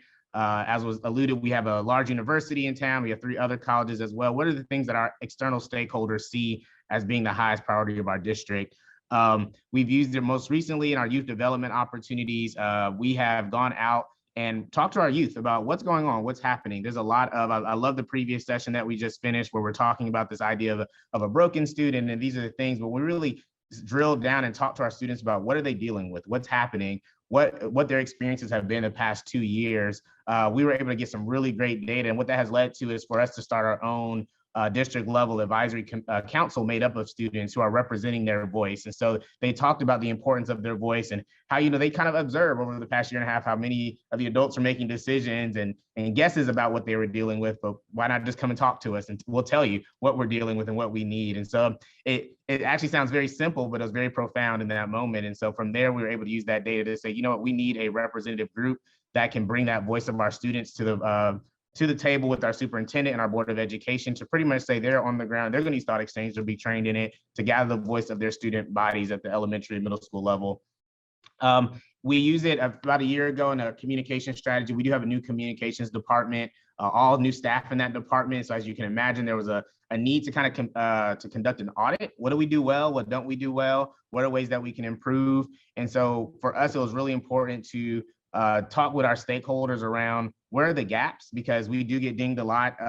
It's maybe some other districts, people always say, you don't communicate well, you don't communicate well. We say, well, we share it on social media, it's by email, it's on billboards, what more can we do? And from that, we were able to find other strategies to communicate with our stakeholders to expand our networks to including now chats and other social media platforms, to local YouTube news channels that we've now been able to upgrade to where now they can watch some of the news and information. We were aware that we have a fairly low literacy rate here in Athens Clarke with our adults. And so one thing that one of our community members put in a ThoughtExchange that was, again, very profound to us was that everybody understands simple.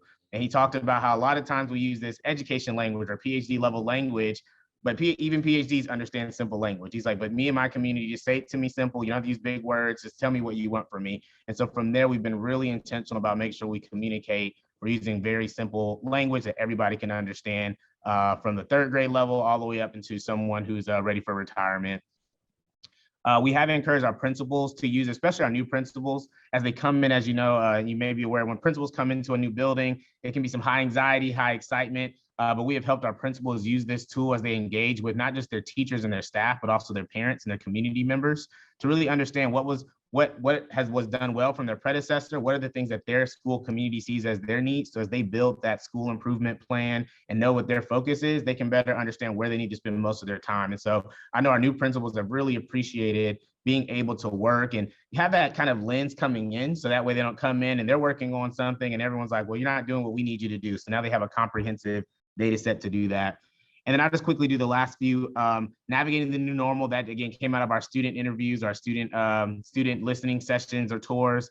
A lot of talk about what the new normal looks like and what are some of the things our kids would like to see from us as a district when we do eventually come out of the pandemic, even though we're now back face to face. And so they talked about, some of the gaps that they noticed in their learning and skill sets that they want to make sure that we as a district are teaching them. And so that information has been given to our chief academic officer as we start to look at our curriculum and think about, what are our kids saying they want to see from us? What are the skill sets they feel through this pandemic, had they had that skill set, they would have been better prepared to navigate a situation such as this. And so we want to make sure that, we don't want another pandemic to happen, of course, but if any situation, whether it's a high stressor environment or high anxiety situation, our kids have the tools they need to be successful. And then the last one I'll just touch on at the bottom is just the community collaboration. That piece, at least in my position, has been huge. We have had to find ways to really bring that voice of our community to the table. And so when we talk about with our community about where we're going as a district, what are the high needs? We did have a recent thought exchange that we released a few weeks ago. It's like, what do they see as the highest priority action that the district should be tackling? We have had some incidences in behavior, but instead of just wanting to do what we've traditionally done in education, which is suspend, or transfer to alternative, what's actually happening? How can we understand a narrative? And I think that's what Thought Exchange really does, is helps to build a full, comprehensive idea of what data we are seeing. So we may be seeing, oh, kids aren't coming to school, and we make guesses, but then we can talk with our community members who live in our apartments and our affordable housing neighborhoods and our residential homes and say, what do you know? What's really going on? Our nonprofits and our faith-based groups. And they tell us, and they know. And the coaches, I always say the coaches, you tell somebody you're gonna call a coach, a kid straightens up real quick. And so, we're asking them, what's going on? What do you know? And what could we be doing better to make sure you can be the support that we need? So I did have a word cloud. This was just that one from our last community engagement forum we did a few weeks ago. And, all we did was we asked our community organizations and our faith-based leaders in town, from our churches and our mosques and our temples, what is it that you would like to see as a high priority item from the Clark County School District that would help you? And so as you see, communication rose to the top. It's one of the bigger things. And so that's something we now have our team focused on, is how do we communicate better? Positivity, families, and importance. So I appreciate it. I look forward to whatever questions we may have. Absolutely. Thank you, Lawrence. Significant work in Clark County and really engaging with a community that in some ways can be a tale of two communities. And how do you bring that voice of the underrepresented and underheard portion of the community? And I heard something loud and clear: make it plain. Make it plain so that we all can participate. The PhD from the university can engage, but the educated person who may not be as educated, person can also engage and be a part of that decision making. And oftentimes, some of the better decisions come from that space. Some of the better decisions, when we are really, really crowdsourcing the best of ideas. Everyone likes it simple. With that being said, we've heard from our two experts. Let's lean into an exchange.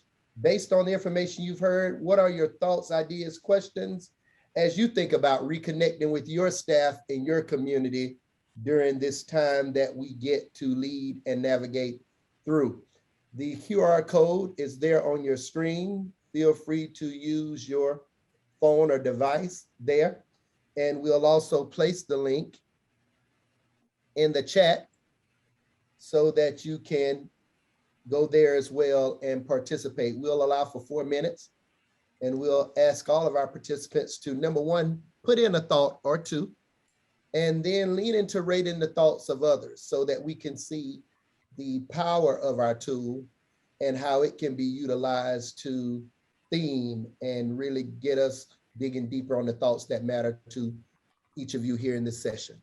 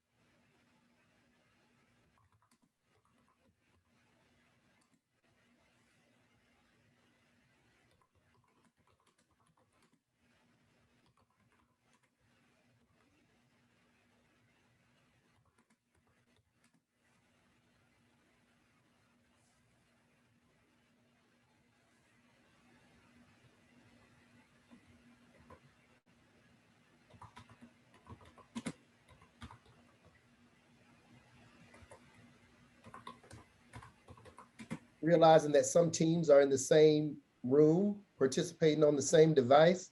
Let's challenge ourselves to get at least 40 participants in the conversation and 40 or so unique thoughts. All that does is strengthen the conversation and the results that we'll find in this conversation. We're going to take you behind the scenes when we get into the Q&A and allow you to see what you as leaders experience on the backside of our platform, the Discover Dashboard. And this is where our real-time analytics and artificial intelligence create those things that we need to display and act on the results that are provided to increase performance in our organization, strengthen our communities, and align strategy. So that's what we're doing here today, modeling.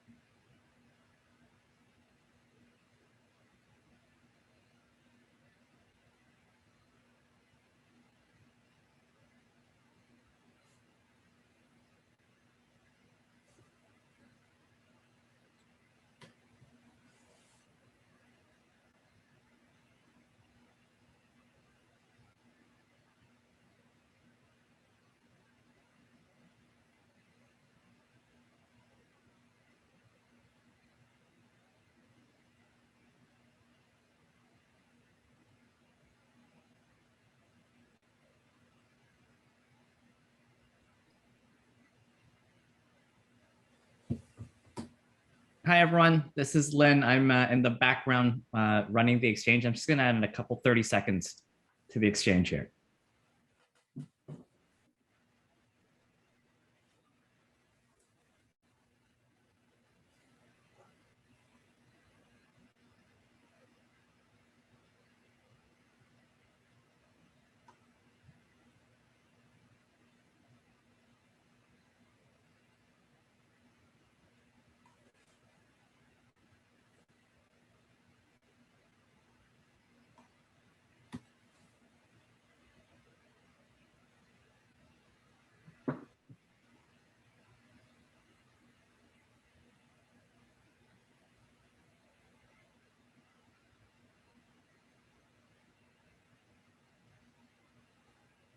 Thank you, Lynn.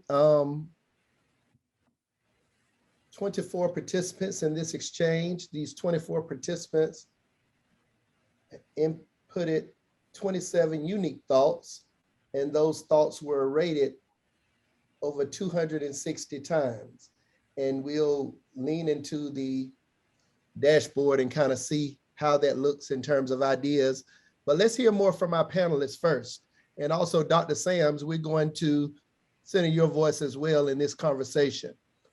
Asking staff, top thought, asking staff what makes them feel valued. How do we do more recognition in our district? Recognition, so very important. We're excited today that ThoughtExchange will have its first awards recognition program to two of our dedicated supporters and customers out there. And that's something that we're really figuring out too, is how do you really reward what you expect in terms of collaboration and equity of voice and that type thing. So great question. How do we do more recognition in our district? Brooke, I'll kick that off to you. What are you seeing in that area?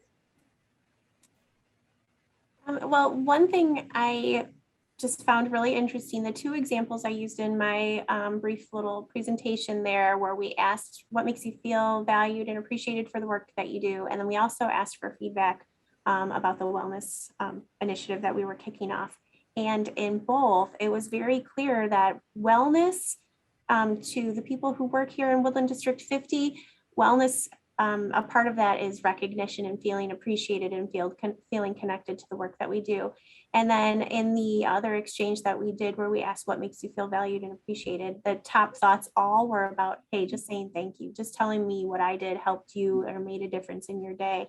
And just pausing in the busy work that we're all doing just to give somebody a little thank you and a little bit of recognition will go a long way.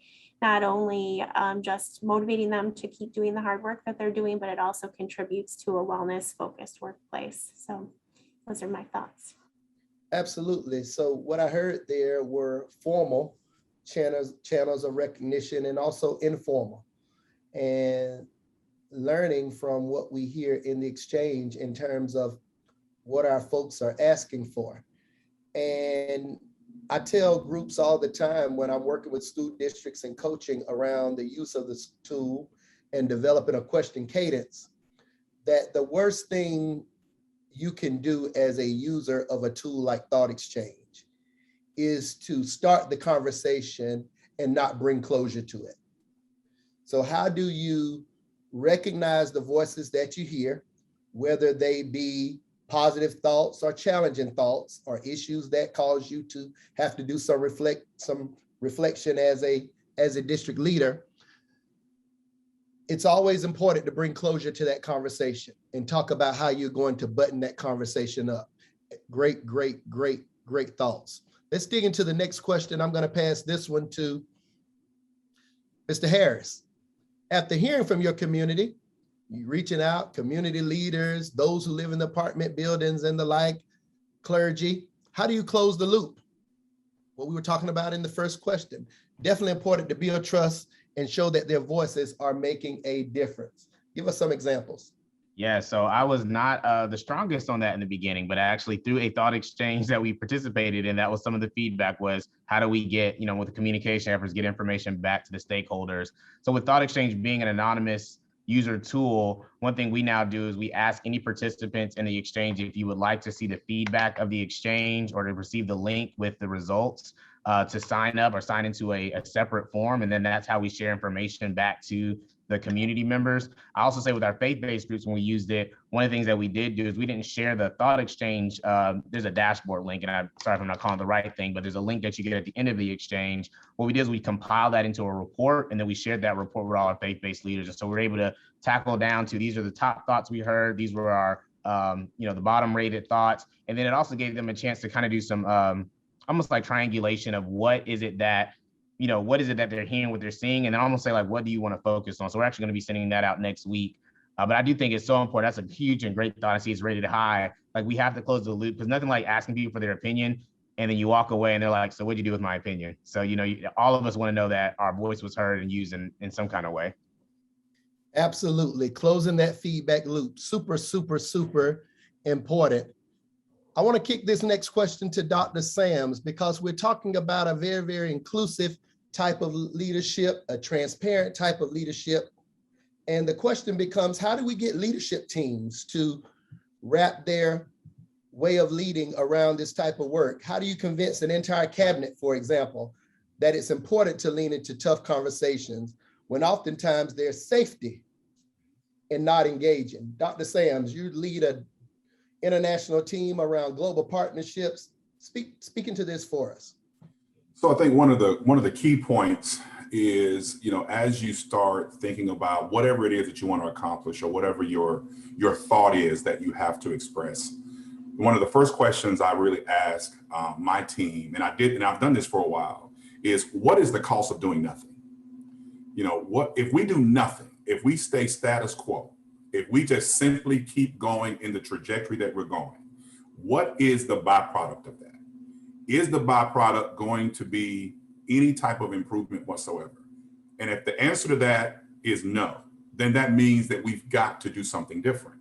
And so then you get into a conversation around what the different is, and then lean into the thoughts around what pieces of that conversation should be then the precipice for the change process that needs to take place. So if you don't begin with at least getting a collective understanding around the disadvantage of status quo, the disadvantage of not being willing to move into a different direction or consider additional thoughts and ideas around concepts that may be uncomfortable. You know, it really centers around what I said earlier, and this is something that I think is a paramount part of courageous decision making, and that is understanding that if you're trying to improve, you've got to be willing to be uncomfortable. You've got to be willing to get out of the unsafe space.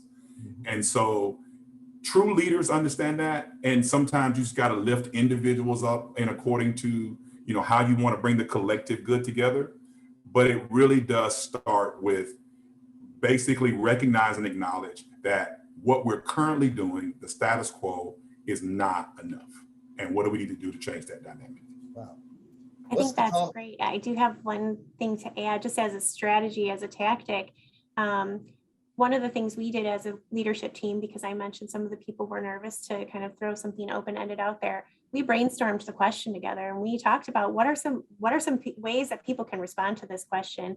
And when you fine tune that question and kind of present it in a way that leads to collaboration and forward thinking, the responses are naturally, except for the people who are there to give you their rant and their soapbox, that you kind of set the tone with the way you ask the question. And if you brainstorm with your team, then you get more buy-in from them too. Strong, Brooke, in terms of a tactical approach and brainstorming that question together and really getting a team to grapple with, Dr. Sams, the cost of doing nothing. The cost of doing nothing. That reminds me of my service as a district leader and school district superintendent in a couple of different settings. But I would always pose a question, and it feels relevant in this moment. We know the challenge. We know that there may be safety in not engaging, and we may be safe as leaders, but who are we safe on the backs of? Who are we being safe on the backs of? And when you're given that awesome responsibility to be a leader in any regard, especially in a school district community, with jurisdiction over that community's most precious resources, children, it was always hard for me to be safe on the backs of children I was charged with serving. So that's super, super important and something that I really, really wanted to name in this particular moment. Here we have this notion, and I want to dig into this one and maybe even take the first stab at it. Struggle getting leaders in the district to buy into the tool. What strategies do you recommend? What strategies do you recommend? Maybe because it's new tech, but there seems to be pushback. How to embed in the culture. I want to lean into that just a little bit. And I'm going to be super, super candid here. I want you to think about two continuums. I want you to think about trust as a continuum, and I want you to think about courage as a continuum. Low trust to high trust, low courage to high courage. If there's low trust in your organization, then you don't need to jump out in that community. And I use this example with our partners all the time. If there's low trust, then you have to be very, very honest with yourself as school district and community leaders. But if there's low trust in your organization, it's going to be hard for you to jump out there with a very, very courageous question. If there's low trust, then you can't jump out with the most courageous question. So sometimes that simple question that is going to build trust can get you to the more courageous question later. So some folks start out with, as we move into the new school year, what is it that we need to know as school district leaders from you as our parents and our stakeholders? If I'm a parent on the end of that question, I'm saying, wow, they really want to hear from me. There's no motive from the district and the like. just they want to hear my voice. What that question can do is it can build trust. One superintendent in Texas the other day said, I'm your new superintendent here. What do you need from me this year? Can you imagine a parent seeing that question and their ears just perk up and say, yeah, let him know everything. And through that, he gets themes, he gets ideas, he gets words that he can play back to his community. He doesn't need to go in the first day talking about microaggressions and how microaggressions and forms of systemic racism are showing up in his school district because the trust hasn't been built.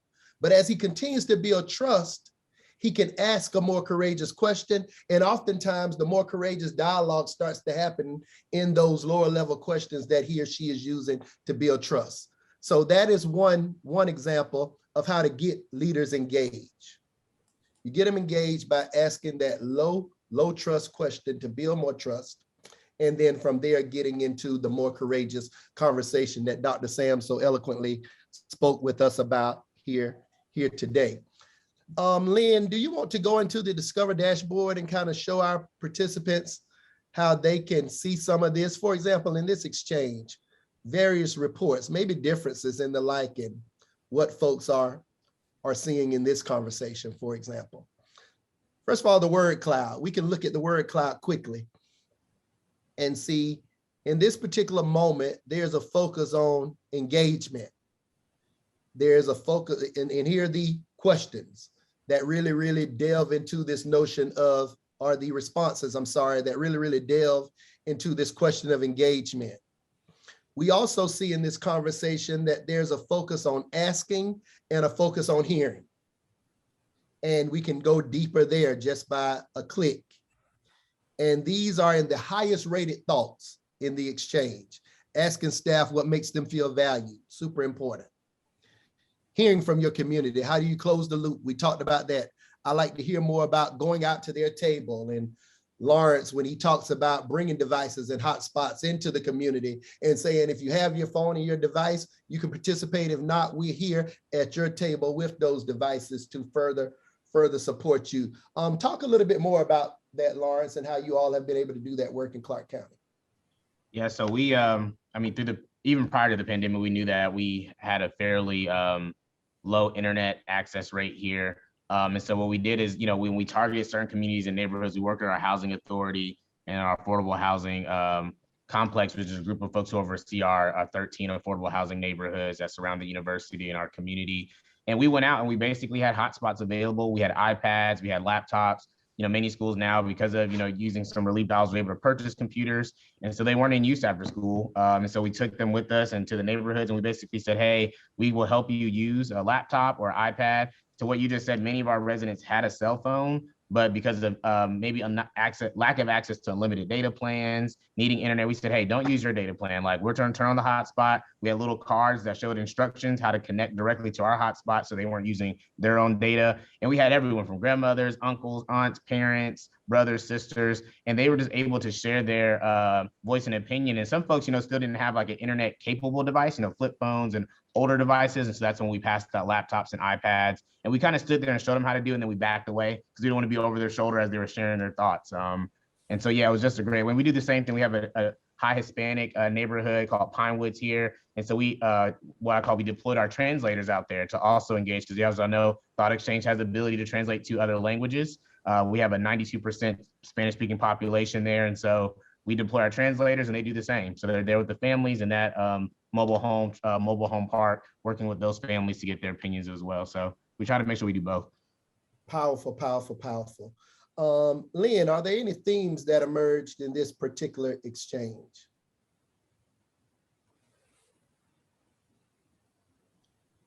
Lots of thoughts about love, feedback, and voice. Loving those ideas that are coming up there. Thought exchange being that tool. Live exchanges, people want to know which one's more effective. Synchronous versus asynchronous. I'd say it depends on your end result that you're looking for as a leader. If you're having a town hall meeting, of course, those individuals want their voices heard in a more immediate fashion. A live exchange might be more beneficial. If you really want to give folks with different schedules and commitments the opportunity to hear their voices in something more strategic, plan development around wellness, using Brooke's example, you probably want to leave that exchange open for a longer period of time. And that's what our customer success team does, is it really, really helps you with, number one, developing that most effective question, and that's an art. But then also, how do you want to deploy that question? Great, great, great thoughts. Quickly, Lynn, if this were a question being posed in a district and somebody needed to provide this feedback to the school board in terms of what came up in that exchange, take us into those slides that are generated in the same 4 minutes it took to run the exchange. In those same 4 minutes it took, you can tell your board, here was the question, here's our participant breakdown, here's what we heard from folks in terms of the top rated thoughts, what are the key takeaways. All of this is happening in real time in terms of that theming and that information that can be shared immediately. It's the result of this company and its 12 plus years and 3 different patents in 2 different countries. So super, super exciting. And I definitely wanted to share that in the name that, what do you do about thought exchange fatigue? Being very, very strategic in its deployment. Absolutely. Great stuff, great stuff. We're going to try and finish on time because there is a 5-minute break here. Thank you so much, Dr. Sams. Thank you so much, Brooke. And thank you so much, Lawrence. Any parting thoughts from either of the 3 of you? I'll start. Again, thanks, Dr. Carpenter and the Thought Exchange team for this opportunity. I greatly appreciated being with you all today. Learned a lot, and I hope that anything that's been shared on my end has encouraged any thoughts as well. So again, thank you again for this opportunity. Absolutely. Brooke, any final thoughts? Yeah, I just want to thank you all for giving me the opportunity to participate today. And yes, I shared some thoughts from our experiences, but I learned just as much from the other speakers, and all the thoughts that were shared in the exchange. I found that I was rating them all super high. So I was curious to see how that would play out because everybody had such really, really good feedback and good questions to ask. So thanks, everyone. Absolutely. Lawrence. I would just echo what Brooke and Dr. Sam said as well. Just thank you for this opportunity. I think for the participants who are on and watching, I think, whether you've used Thought Exchange before or you're new to it, just know it is a great tool to bring in equity of voice. And like I said before, everyone understands simple. So you keep it simple, you are guaranteed to get some positive results. So I'm a firm believer in that. So keep it simple.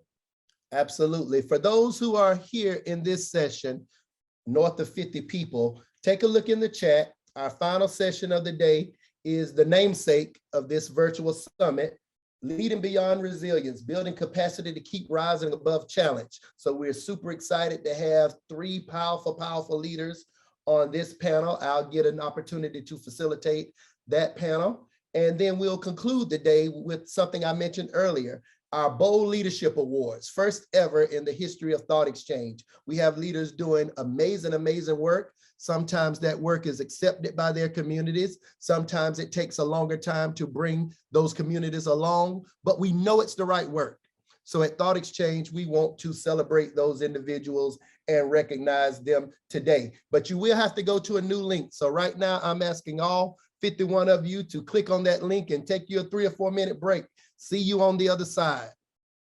So I think in the interest of time, we're going to get going. It is so wonderful to have you all here. And I am very open and flexible about the way we spend our time together. So if you want to jump off mute at any point to share a thought or add to the conversation, I welcome you to do so.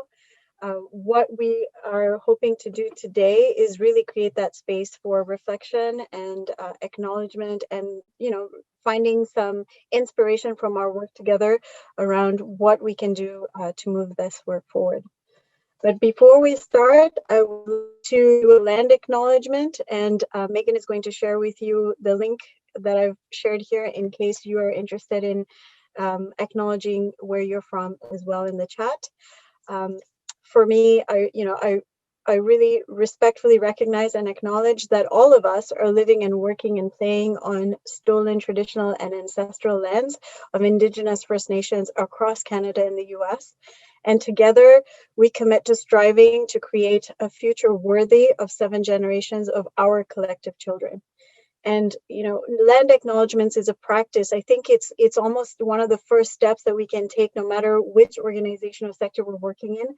And it is a great practice to just ground us in gratitude and in acknowledgement of where we are and how we came to be here. And at our company, this is a practice that we have made a commitment to, that every time we have a team meeting or company meeting, we will start with that acknowledgement. And it is really important, I think, for us to do that. So feel free to add your own land acknowledgement, or to consider that as a potential action you can take as part of the reconciliation process.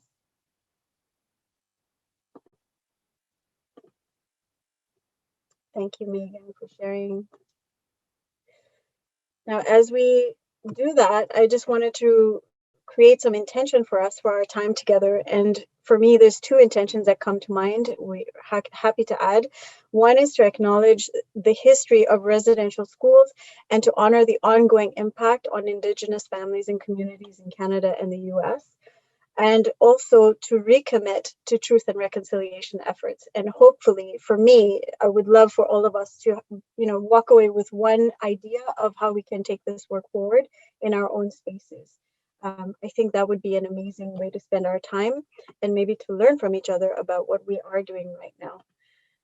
So with that in mind, let's start with a moment of silence. And I just want to put this moment of silence that we're going to take in some context. So a lot of people think that residential schools and the harm that was caused to Indigenous people is very much a Canadian issue. We don't hear too much about what's happening in the US, maybe you do in your spaces, but it's really important for us to recognize that the colonization of Indigenous people in Canada and the US has a long history that goes back to the 1700s, maybe even earlier. And that residential schools in particular were both constructed in the US and in Canada. And you can see from these maps that, almost 400 schools were constructed in the US. Many of them are still running. And in Canada, 147 schools were constructed across the country. So, for someone like me who came from Kenya into Canada in my early 20s, to learn about this history, about a world that was supposed to be full of possibility and hope, and, where your dreams can come true, and find out that the history of this country that I love so much is one that is very dark and painful, and that we didn't learn about it as part of our process of becoming Canadian, and we didn't learn about it in university or in schools. It was really shocking. And so I think that the opportunity that we have with National Truth and Reconciliation Day tomorrow, and with a focus on children, and taking the time to really understand what is the journey that these communities have been on, what is the trauma that we're talking about, and what is the ongoing legacy of what has happened, is really important. I mean, we know that more than 5,000 children, almost 5,300 children have been found in unmarked graves across both countries. And it is, that is just the tip of the iceberg when we think about what are we going to find when we get to every one of these school sites. What stories are we going to be able to tell that we didn't even know about? But more importantly, as we've learned through the work that we're doing with Mike Archie, who is our Indigenous advisor at ThoughtExchange, there is always a story of pain and trauma, and there is always also a beautiful gift inside of that we can find and that we can bring forward. And for us doing this work, it has been recognizing that as painful as it is to face our history as a country, and as a company that works in a country that was part of this, is also seeing that it's given us awareness, and it's given us a sense of mission and purpose to find ways to be meaningfully in relationship with Indigenous communities and families. And, I'm going to stop for a second, but I wanted to acknowledge that I am not Indigenous, and yet I am having this conversation and leading this conversation for us, because we reached out to people who were participating and weren't able to find anyone who wanted to lead this conversation. So I'm doing it in the capacity of my role, and in the capacity of being an ally, and also recognizing that I miss I miss not having that person with me, partnering with me in this conversation. So if anyone wants to share in that role, please do so. So before I move forward, can I just ask that we close our eyes for 10 seconds and just really think about the children, think about the communities and families, and just send love out to all those who are still in pain, still living with what has happened. So I'm just going to close my eyes for 10 seconds and ask you to do the same.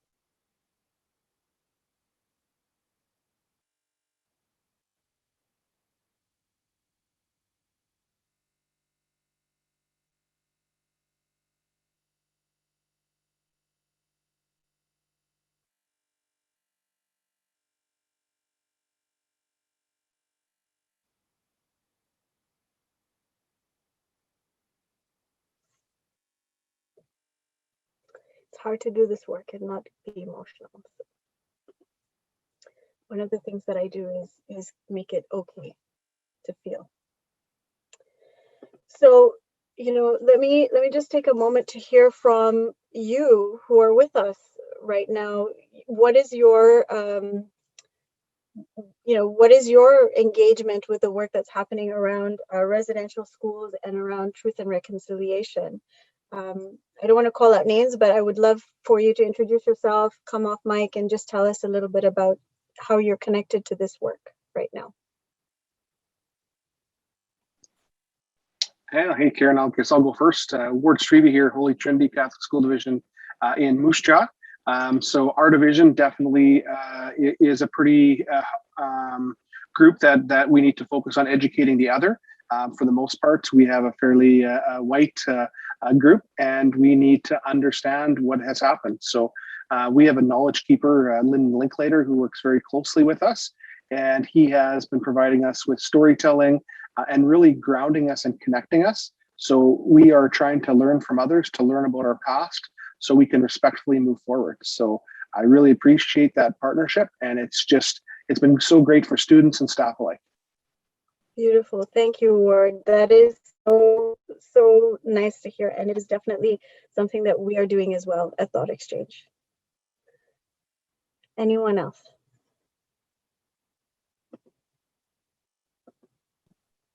Hello, everyone. I'm Jeff Snell. I'm the superintendent in Vancouver, Washington. And I think we are having a similar struggle of trying to identify who we were, who we currently are, and who we hope to be as a community. And so lots of conversations and really trying to anchor that in the student experience and understanding how they have benefited or not benefited from the current structures that we have, and how can we amplify their voices.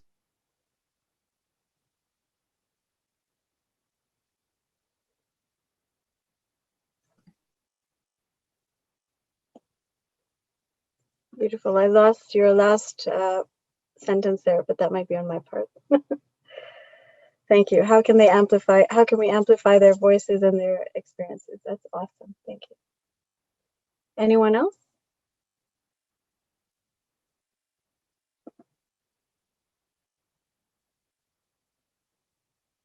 It's okay if you don't want to, that's okay. All right. So what I would love to do is just check in, because we are a diverse group, and I would love to hear from you. If we can put the link in the chat, what are some of the thoughts and questions that you've come with to this session? And Megan will put that in the chat, and then we can, I'm going to stop sharing so we can look at some of the results as you engage in that conversation. Thank you, Megan.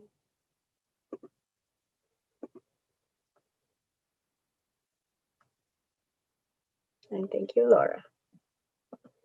All right, let's see.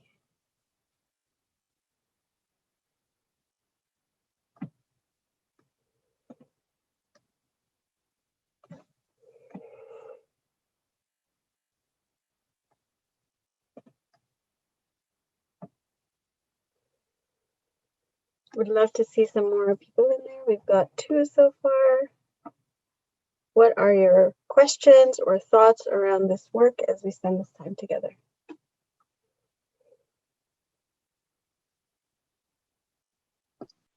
And we're doing the thought exchange, the actual link? Yeah, that's what we're, okay, perfect. Yeah. Sorry, I'm dealing with a COVID case at a school at the same time, so I'm doing the double duty. Well, thank you for being here as you're dealing with that.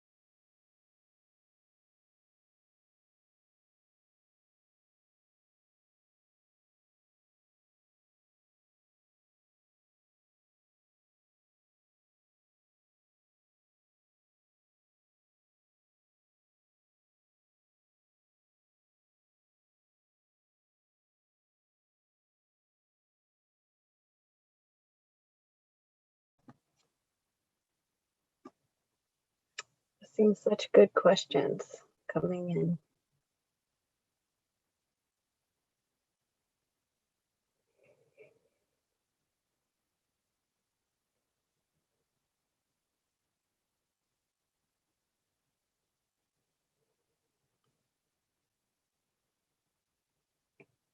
So about another minute.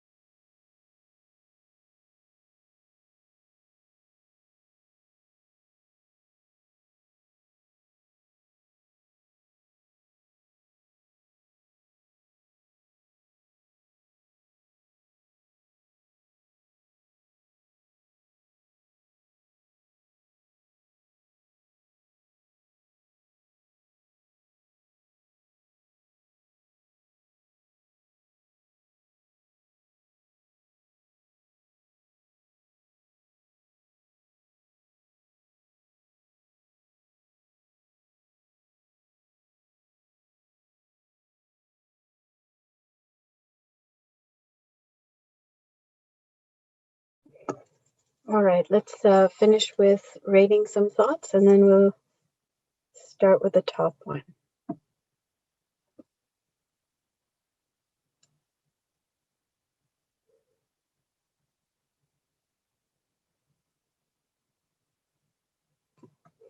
I think given our group size, it makes sense for us to just have a conversation together. So we can just talk through some of these and learn from each other as we're working on them. Okay, so the first thought, how do we help those of privilege understand the importance of this work? Loud voices are anxious and afraid and hijacking the narrative. Would anyone like to speak to that? Does anyone want to add to that thought or elaborate? Or does it resonate with anyone? Karen, this was my thought, and I'm just continuing to struggle with how to, I love the sessions before, to think about the long game and how to help us move forward as a whole community. And yet it seems like a lot of our energy is consumed with those of privilege that for the first time maybe are feeling some fear and anxiety, which trying to tap into that a little bit and help them understand that that many in our community have felt that fear and anxiety forever. And how do we wrap around that without it becoming a distraction and really about, it almost turns into us trying to meet their needs as opposed to the exact opposite. And so that can be really frustrating, even to the point where they try to take over our thought exchanges, right? And put in thoughts about their feelings and their, so it's just, it feels like sometimes we're chasing our tail a little on that, and trying to find resiliency in that, and then also strategies to help tap into that anxiety and fear to maybe help them build some empathy at some point is a goal. Yes, that is you. Your thought came to the top, and it is a very difficult one to solve, but it is, I think, something that many people relate to in terms of that tension between we're trying to get some meaningful work done, and yet the more we move forward, the more resistance we experience, especially from those who are, having the privilege and who don't want things to change, right? So does anyone have experience with this, and what strategies have you used that have supported you in this work as others are pushing back? You can feel free to keep your screens off if you want, and just unmute if that's helpful. Has there been anything that you've tried, Jeff, that has shown promise on this one? Using ThoughtExchange has been helpful. Story has been helpful. Really trying to grounding in student voice. What I've noticed now, though, is some on that side are getting savvy and trying to amplify and leverage student voice in their way. And so that's an interesting, trying to stay ahead of that, right? And validate a student that may be feeling like they're being categorized as an oppressor, when really that's not the intention, but to really try to have deep conversations. But I think all the strategies that we heard from the previous superintendents, Sharon and Andy's facilitation, are definitely ones that we're trying to hang in there with. That's really great to hear. And it's definitely true that with this work, thought exchange helps because it makes it less personal and it lets people share their thoughts. Anyone else?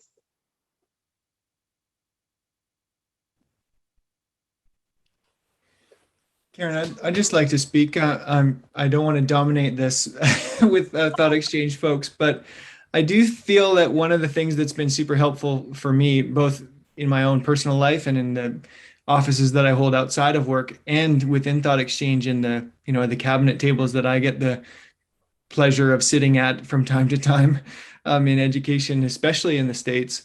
Some of the work around my own place in the space and the naming of my own response. So when we look at cognitive behaviors and responses that we've talked about at some length within Thought Exchange, I'm responding to issues around that space of feeling or acting or believing, for example, and being able to create a common understanding of that vocabulary.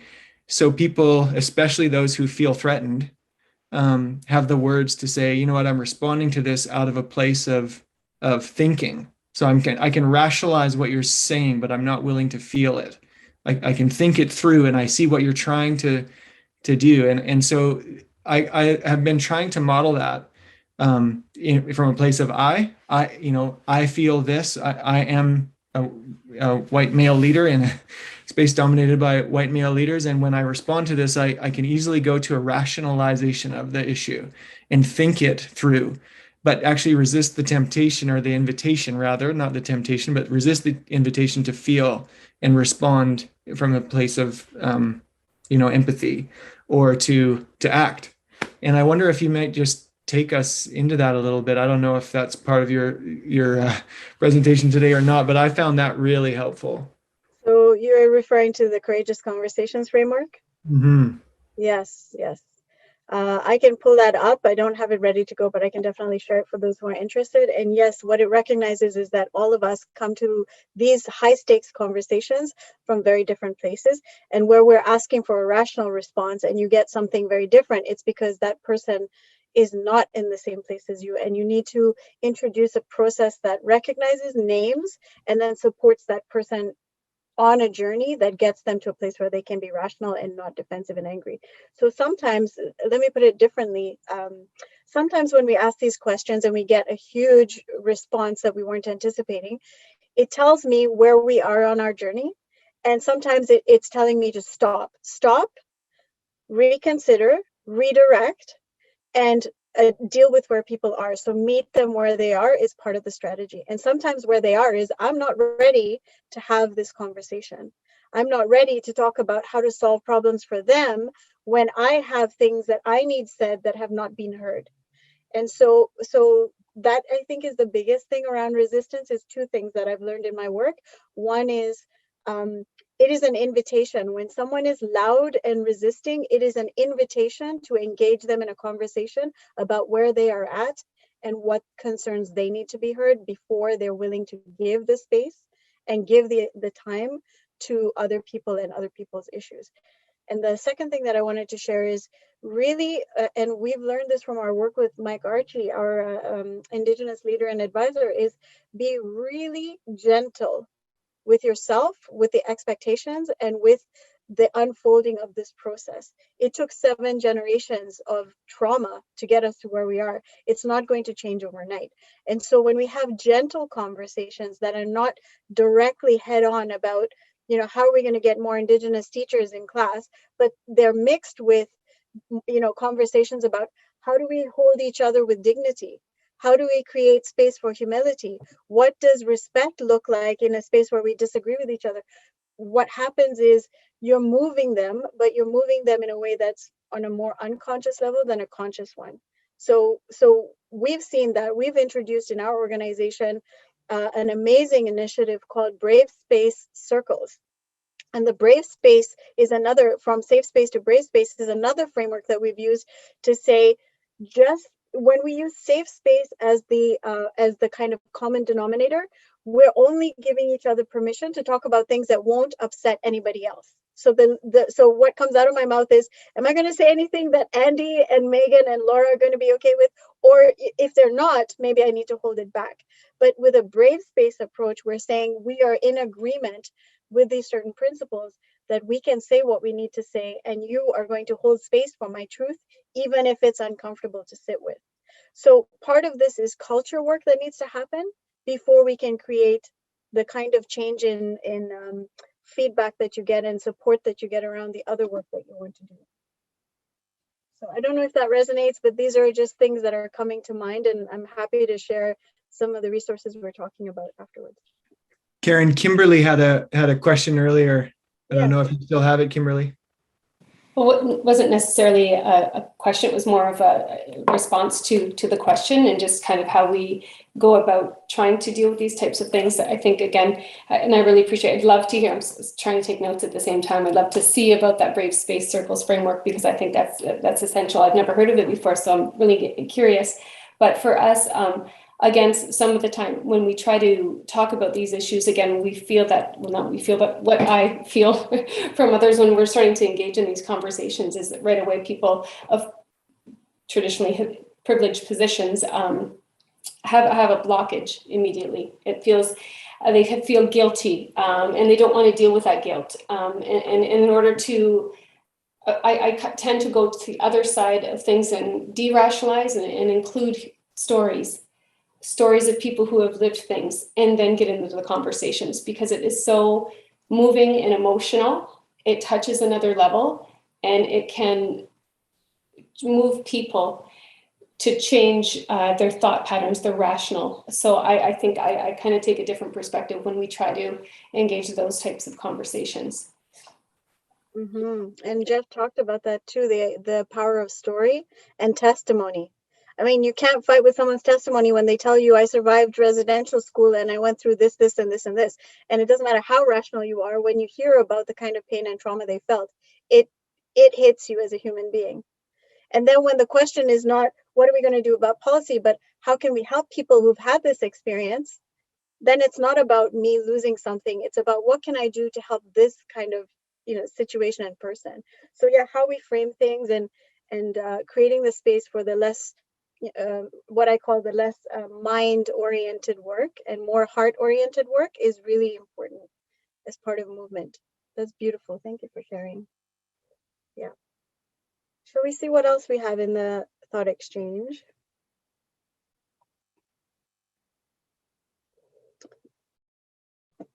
Okay, how to better support Indigenous students and also better inform non-Indigenous students with truth and reconciliation. Who would like to speak to that one?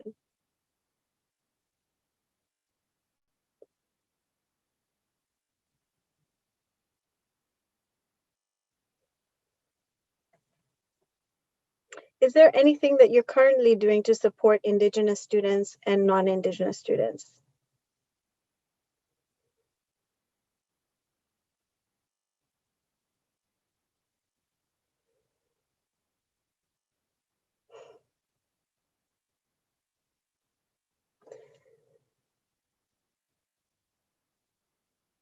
Well, I can give you some ideas. So to support Indigenous students, I think it's really important that if you have a body of Indigenous students, that you take the time to really engage them to understand what is their experience, what are the barriers that they're facing, what is unique to them.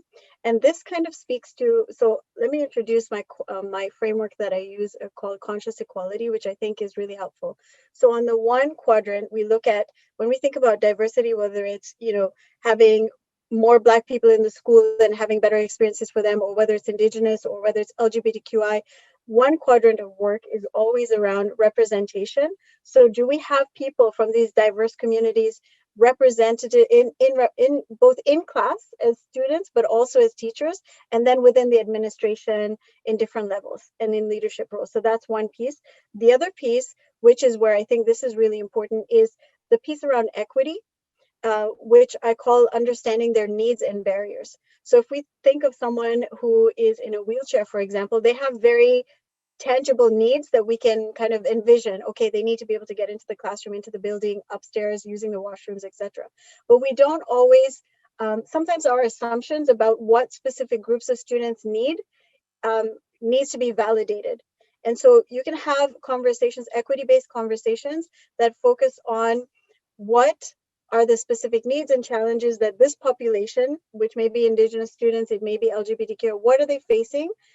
And what steps can we take to support them? And then another piece to the quadrant, the third piece is talking about transformative actions. Because if you are, for example, a trans student and you go into a washroom, because we've now got inclusive washrooms, you've addressed a need. But if your student body is very anti-trans, then having that washroom doesn't address the systemic issue, the underlying issue, that the community that they're engaging in and a part of is hostile. So what's the work I have to do to change hearts, change values, transform people so that the community and space that these individuals and communities are in is an inclusive, supportive one? So that's the transformative work, the third piece. And then the fourth piece is, how is what I'm doing leading to new issues or risks for this group of people? So if I'm taking actions, for example, I'm putting in that washroom, or I'm creating an Indigenous scholarship, or I'm providing opportunities for this particular group of people to have benefits that others don't, how am I now setting them up as a result of the way I've done it for additional backlash? And so when we're talking about Indigenous students, I would apply that same framework to say, are they represented in all these ways? Have I understood their needs and their barriers? Am I doing the work around culture and inclusive space for them?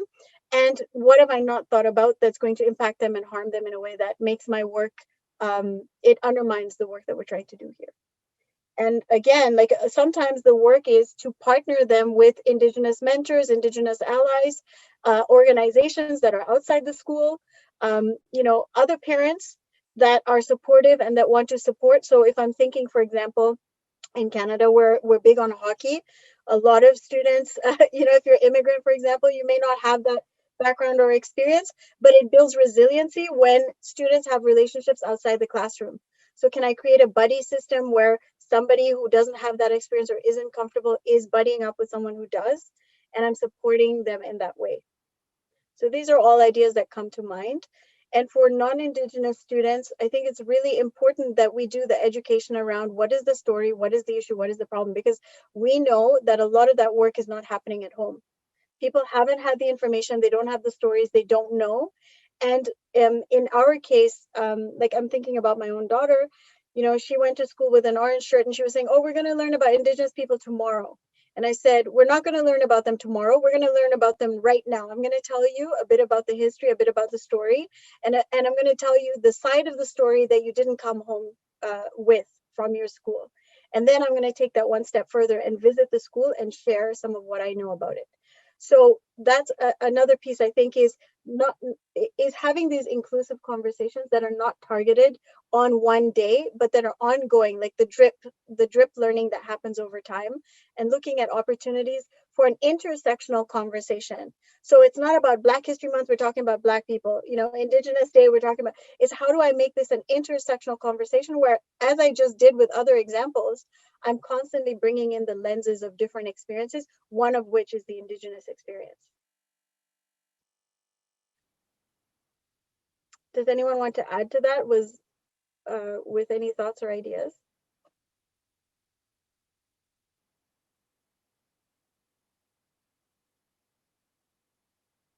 Okay, maybe we can just go through the next couple together and all in one go, and then see if there's anything that anyone wants to speak to. So we'll just look at the next few. So how can we authentically engage our First Nation brothers and sisters? We can't do anything without our partners. Okay, so that's one. How do we prepare staff and students' minds and hearts for reconciliation? That's a great question. How to ensure that we have proper representation on our Indigenous education councils? That's a great question. Wondering how to begin incorporating this knowledge into my work. And then with initiatives in education centered on Indigenous groups taking less priority than other racial equity issues, I'm wondering what truths can be applied to the US context. So these are all really good, and we may not get to all of them, but if there is a particular one that you want to talk about over the next few minutes, please do jump in here. Otherwise, we can just kind of think about some of the things that come up for you.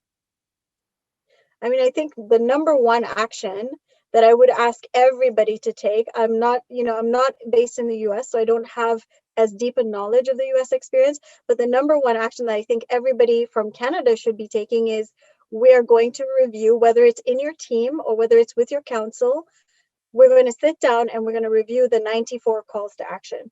We're going to actually read the document with the lens of what in here applies to us.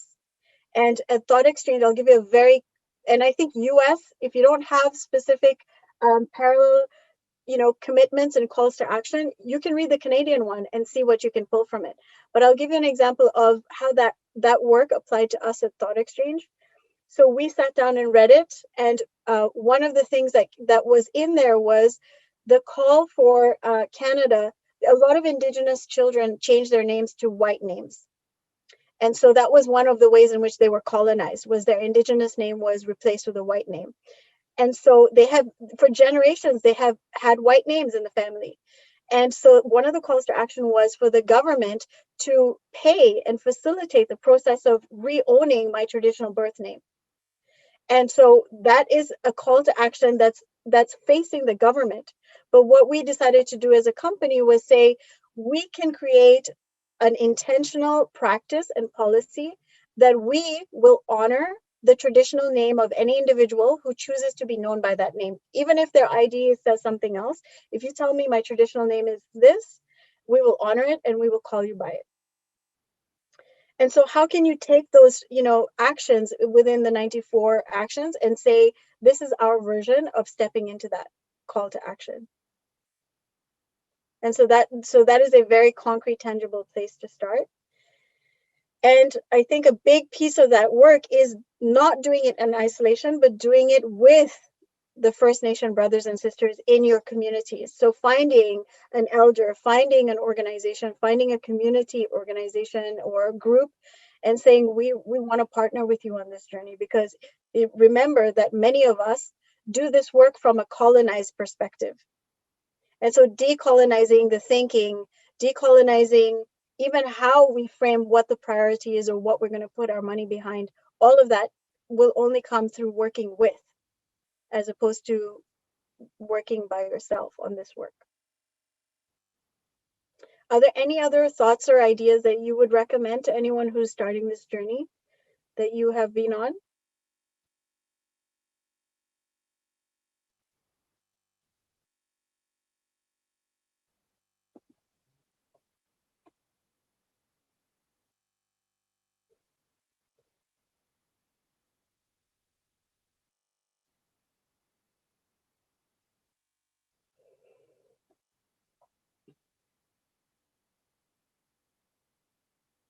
It is a challenging conversation to have if you haven't done the work and you're trying to find the way forward.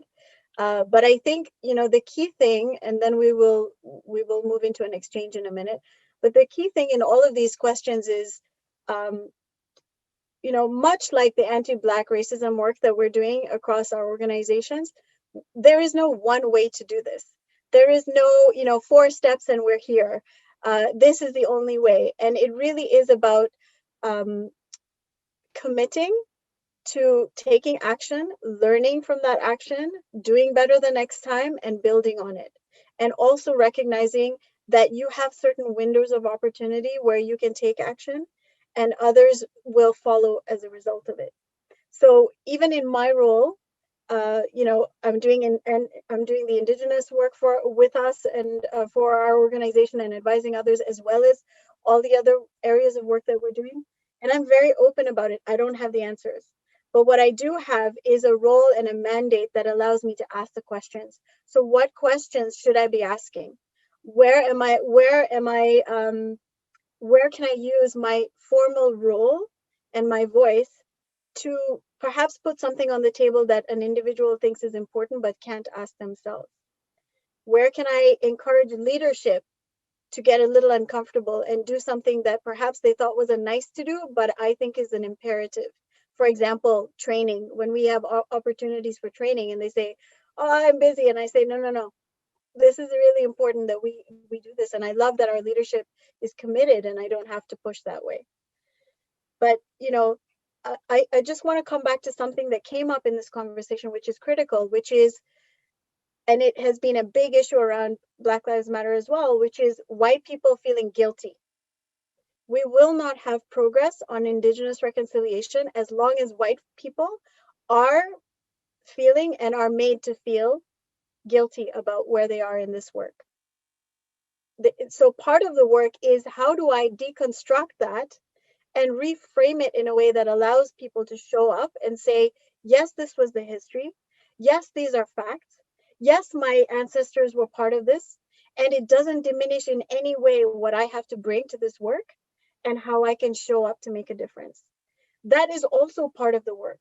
And I think a lot of people feel guilty that I can't spend any time over here, when actually those people over there are your key to creating change.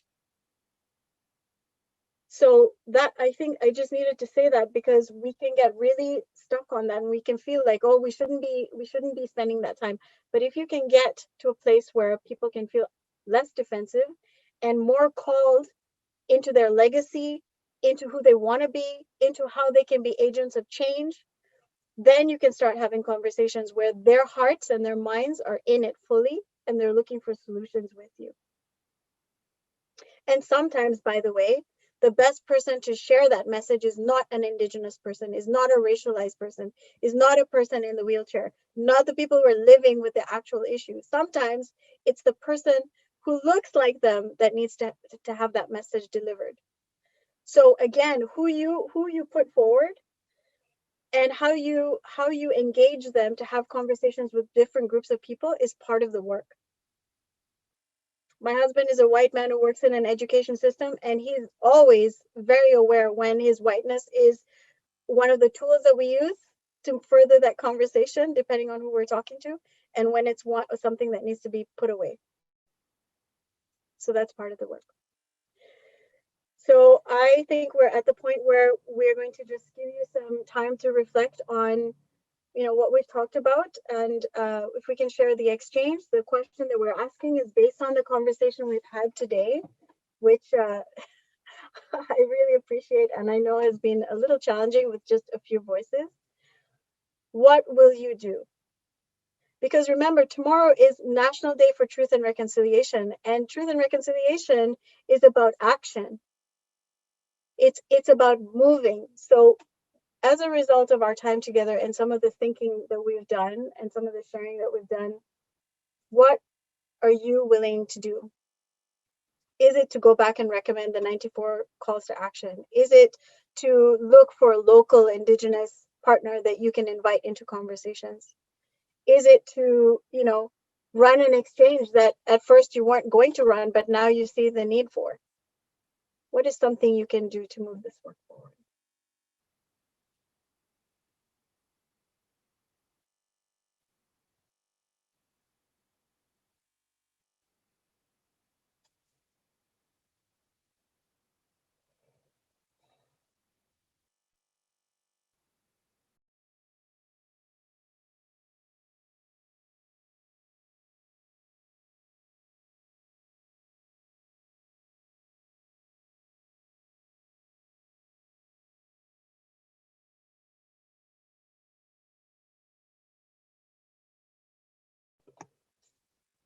I see 5 people and 2 thoughts. That's really great.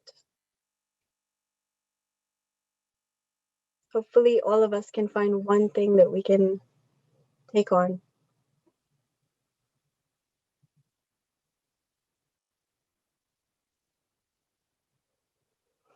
And as we're doing that, one thing that I wanted to share is the biggest, fastest way to create change. Well, 2 things that come to mind from my experience. One is hiring people in your next roles, whatever roles you're hiring for, hire people who already get this. Don't think that you're going to hire somebody and then train them into it. Either you care about truth and reconciliation already or you don't. So bring that lens to your hiring, and eventually you'll find you have more people who care than those who don't. The other thing that's really important to understand is this is like drops in water. You need to make this a very regular and ongoing conversation and keep putting the drops in the water until eventually it just becomes who we are and how we do things. And so part of that is, we like to use the word cadence. So important to create a cadence around this work and to not bury it. As you know, we need to focus on Black Lives Matter right now because their voices are louder. No, we need to create the time for this work as well and keep it ongoing. So let's look at some of our thoughts here. So reviewing the 94 calls to action to consider actions that the US-based organization can take. That's awesome, really beautiful. And you will find 1 or 2 things, and that's enough. You don't need everything to apply. That's great. We have a town hall coming up on our board's work in drafting an equity policy, and we're using Zoom and then ThoughtExchange. Beautiful. It's beautiful. Reach out to our friendship centers to find partnerships. That's incredible. Review the calls to action. Amazing. Yep. Keep going. Awesome. And I just want to say that, because tomorrow is National Truth and Reconciliation Day, I have been doing a lot of research, and there is so much good free content. Find a training that is available for free with no budget, so budget is not an issue, and ask your team to do it. Whether it's a 1-hour session, whatever it is, I found something, here's something you can look up if you don't already know. Look up the Grandfather's 7 Teachings. Look that up, share it with your teammates, and have a conversation about what does this mean for us. That's one of the things that I love about working with our Indigenous advisor who has monthly calls with us. They're optional. We pay him for his time. He comes every month and we just have a conversation. And it could be about what does leadership mean from an Indigenous perspective? What does humility mean? What are some traditional learnings around, trauma? And we learn every time we hold those sessions with no formal objective, nothing that we're trying to squeeze out of it, just that we're being there, having these conversations. People walk away with their cups full, and they walk away having learned something profound, much deeper than just my job. Like in one of the last ones, he talked about how as a leader, he needed to show up for his community as they were finding more and more children in the graves. But he himself was in so much pain that he needed to release that pain before he could be in service of others.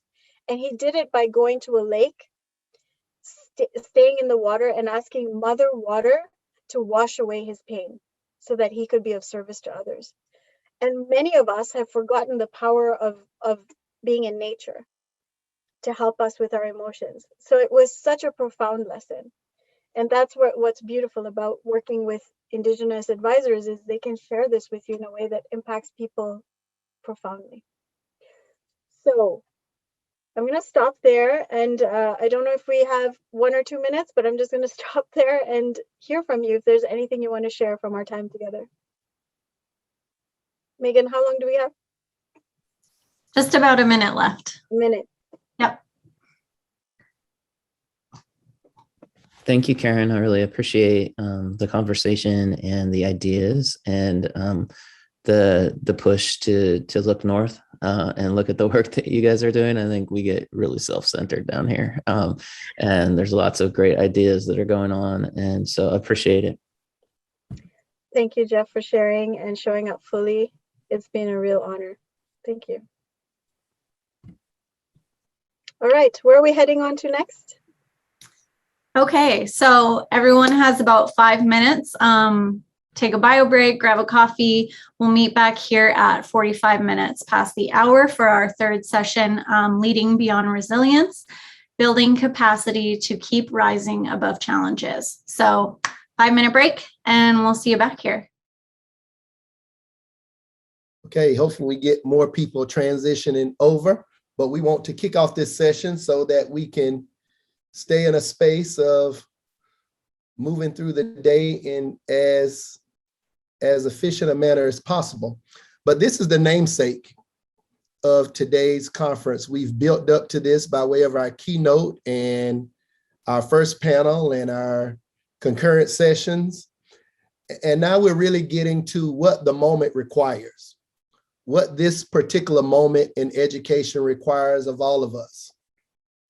If you're going to be effective in this moment, and we've heard about the challenges and the opportunities and feeling as if you're leading from one crisis to the next, you're going to have to show up and move beyond resilience.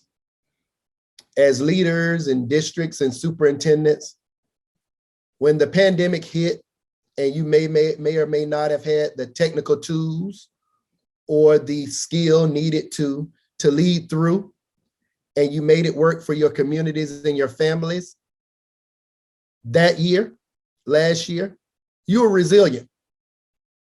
And there was some excitement during the summer months, early summer months, because we saw ourselves moving out of some of this and getting back to what some folks call normal. And lo and behold, there's a second wave, and then other divisive topics, whether they be CRT, what it is and what it's not. And we never would have thought that masks could become so polarizing, and they did. We never thought that vaccinations that we've had in our society, as long as there has been modern medicine, would be so polarizing, but they did become polarizing. So now you're having to lead beyond that resilience. What do I have in me that I can dig a little deeper for beyond resilience? And how do I do that in a way that allows me to stay true to my strategic alignment, stay true to the performance indicators that I want to hit in my district and with my school community, and also do it in a way that doesn't polarize, but continues to strengthen my community. And these are leaders here with us today that are going to really dig deep into this conversation. Super excited to have them. John Pelixi, superintendent in Rio Elementary School District. Super excited to have John with us. Paul Daniels, director of secondary curriculum and instruction, Milford Village Schools. Super excited. Taylor Finn, communications manager, Louis Riel School Division. And Sean Wilson, I've seen his work from a high level, super excited to have him here with us today, International High School of New Orleans. Let's hear from these folks. We're going to use a motto that we like here at Thought Exchange, the 5 minutes of fame model, whereby each person will give us a glimpse into how they're showing up around this topic over the course of 5 minutes. And from there, we will run an exchange. As you're hearing from all of our speakers, I want you to be thinking about this question, because this is the question we're going to ask all of you to lean into so that our panelists can take us even deeper. What are your primary takeaways from today's session, whether that be the panelists here now or something you've heard throughout the day? And think about it in terms of your personal commitments that you want to make after today and how you might show up in this work when you return to your district communities. With that being said, kick us off, John. So excited to have you with us today. Great to be here. And I'm going to share my screen and y'all let me know if you can see that pretty good. Let's see. All right. Can you hear us, Dennis? All right. We can. All right. All right. Well, good to be with you all. And I got my little clock here, so I'm going to try to stay within my 5 to 7 minutes. Thought Exchange always brings up some very thoughtful and deep stuff, so it's hard to fit stuff for anybody into 5 to 7 minutes, and definitely for me. But I'm going to do my best to hit some points that got prompted by the invite, and then also try to cover Dennis, some things that he just said. Back to normal. That's a theme you're going to hear me undoing in this brief 5 minutes. Beyond resilience, that's a big thing that we're going to demonstrate about stuff we were doing pre-COVID and how to keep going. And I'm going to talk about those 3 trees right there. And the Thrive Conference, I'm going to talk about that, which is something that we've been doing now for 2 years. And we're going to do it again. And Thought Exchange has been there each time. And then staying true. You said something about staying true. And my question on that is staying true to what? So you see those 3 little trees down there? The 3 little trees are a visual that help everybody represent 3 things. And if you're a visual person, the trees might work. If you're a numeric, let's say that the beautiful tree to the left is a 3, because some people are quantitative, objective. They like a Likert scale. They're a 3. And the tree in the middle is a 2. And the little Charlie Brown Christmas tree, I hope you know what that means, is a 1. We'll talk about that. And so Rio School District is doing a couple different things. We're doing a million different things, as I'm sure you all are. But we really wanted to highlight 2 things: goals development and what goals we're working on this beginning of the 6th year. This is our 6th week. We're in Southern California, above Los Angeles and below Santa Barbara. We got 5,000 kids. 80% low-income kids, 50% English learners, but really a dynamic changing 9 schools. So let's switch here. So for us, one thing that we've been focusing in on, this is my 10th year in the district, and that's a long time for me, maybe a long time for any superintendent, but we're striving to thrive. And we define that striving back like that other tree, where everything is growing. Everything. It is abundantly clear to anybody around tree 1 that everything is growing, is nurturing. It's a rich space for learning. And you can see not only the process, but you can see the product. Tree number 2 is a resilient tree. It was tree number 1, but a fire hit it. And now it's doing more than surviving. It's trying to grow back. That's what we see as resilience. And then Charlie Brown Christmas tree, for you all who don't remember Charlie Brown's Christmas tree, you know, they gave Charlie Brown, they say, go out and get a Christmas tree. And he went out and he got the saddest little tree. He is so empathetic. His socio-emotional is through the roof. He went out and got the tree. It only had one little thing on it, and you put a bulb on it and it fell down. And that is what we call survival. And a lot of school districts, like the Rio school districts, my premise here is that a lot of school districts in society, a lot of times we are only expected to, resourced to, or Pygmalion effect to only survive. So 2 things that we're going to talk about really quickly is just this goal setting process.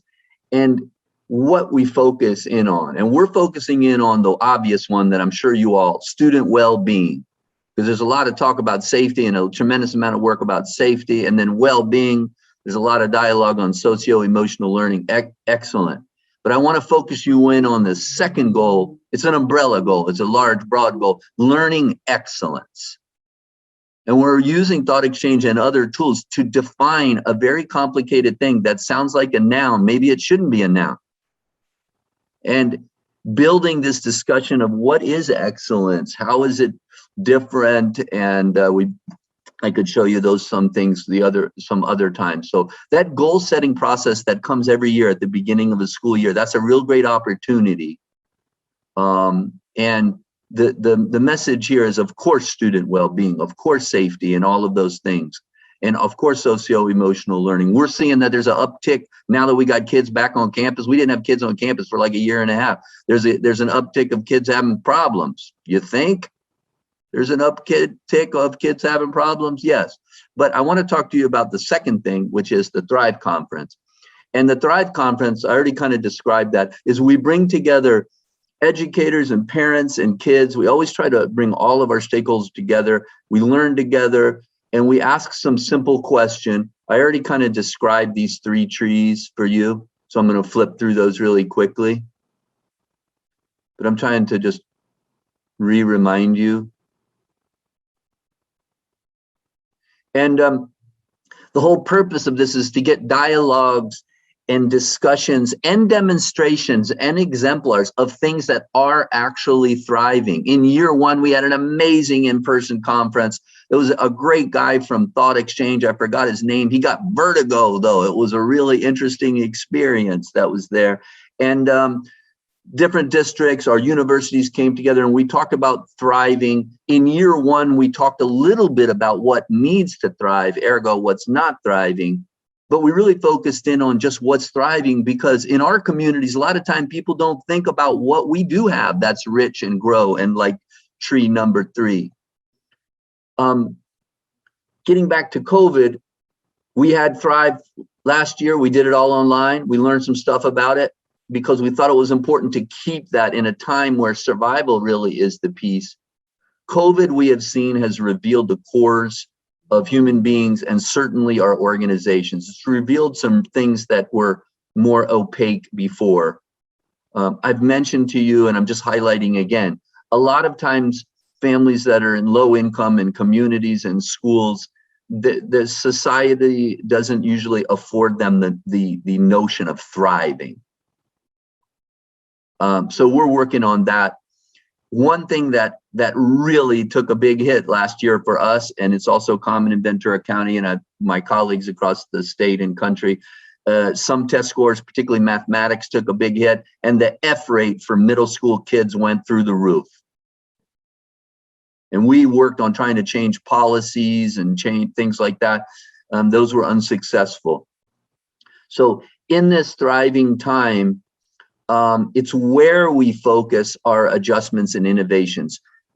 Dennis mentioned we came up with so many cool things and innovations. We already were one-to-one. You know, I'm sure you all did it too. Hotspots, beyond hotspots. Hotspots didn't work for some period. We built some new networks out in the community, many different innovations, pedagogical innovations, and just adjustments people made. But the question I'm asking people is, where do we focus those adjustments?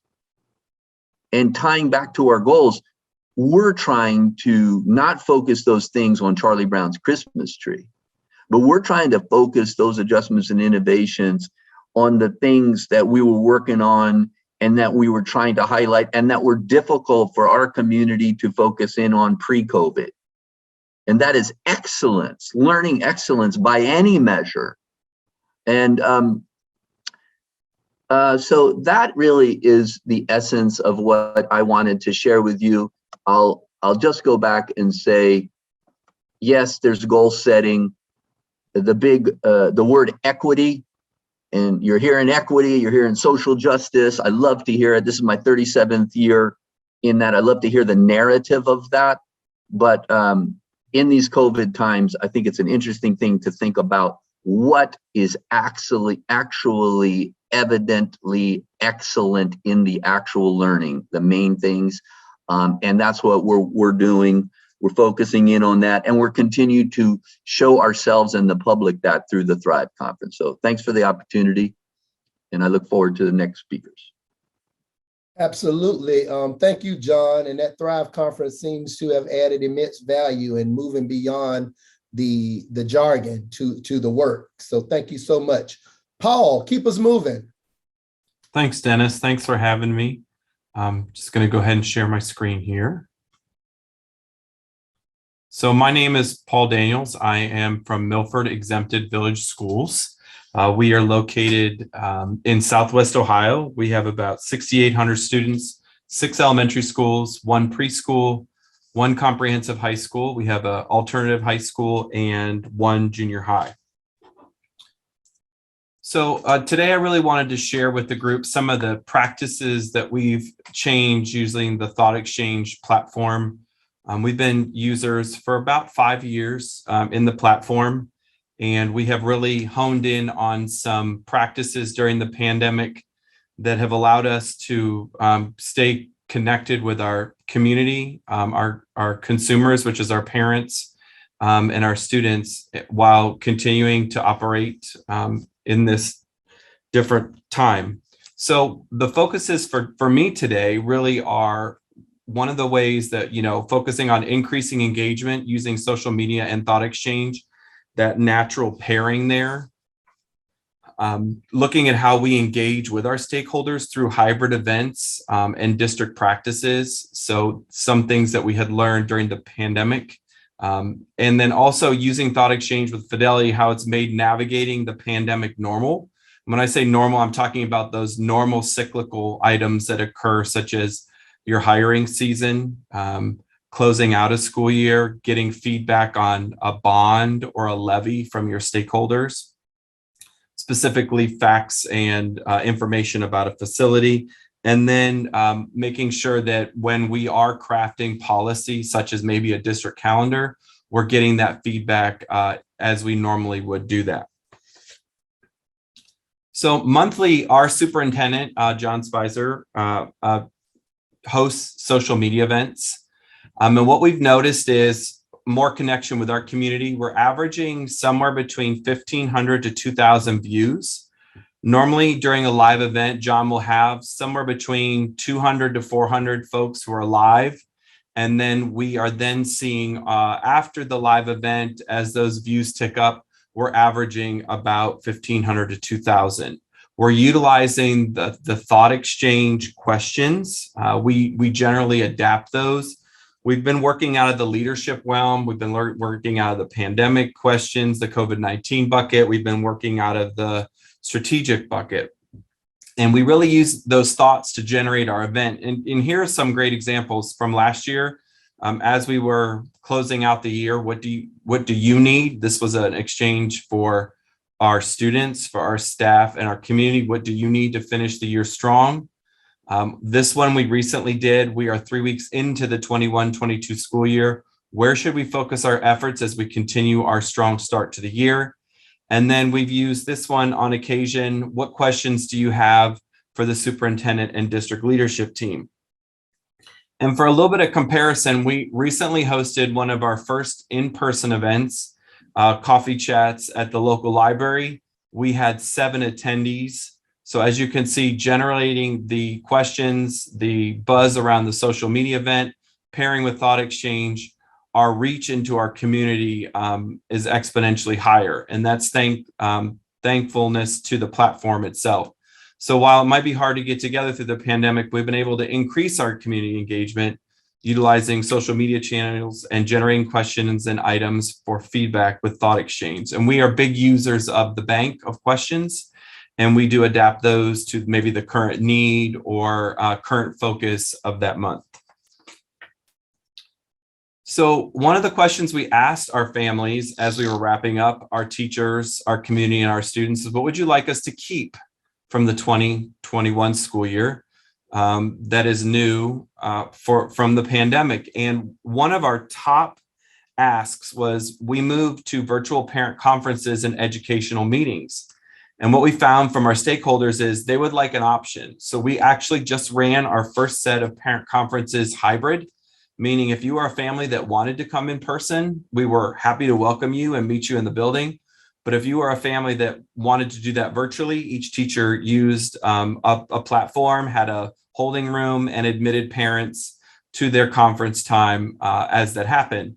We're also seeing, while we would love to have all of our educational meetings in person, we're seeing an increase in families asking for that to be done virtually during the day when it's convenient for them, or after school because they have other commitments.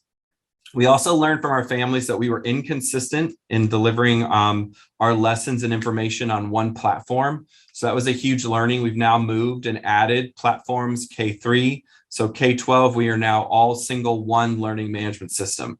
Our families also told us that there needed to be a balance between tech and traditional pedagogy that didn't rely on technology. There were times that it was very important during the school day not to be relying 100% on technology.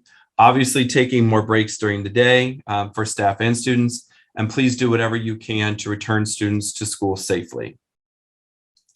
And then finally, I just wanted to share a little bit about fidelity. I think we were able to continue to connect with our community powerfully on short timelines because we had built the trust in the ThoughtExchange platform. So I tried to capture some examples here. We had a change in our high school principal. It was June. We needed to do that search. Our staff was gone.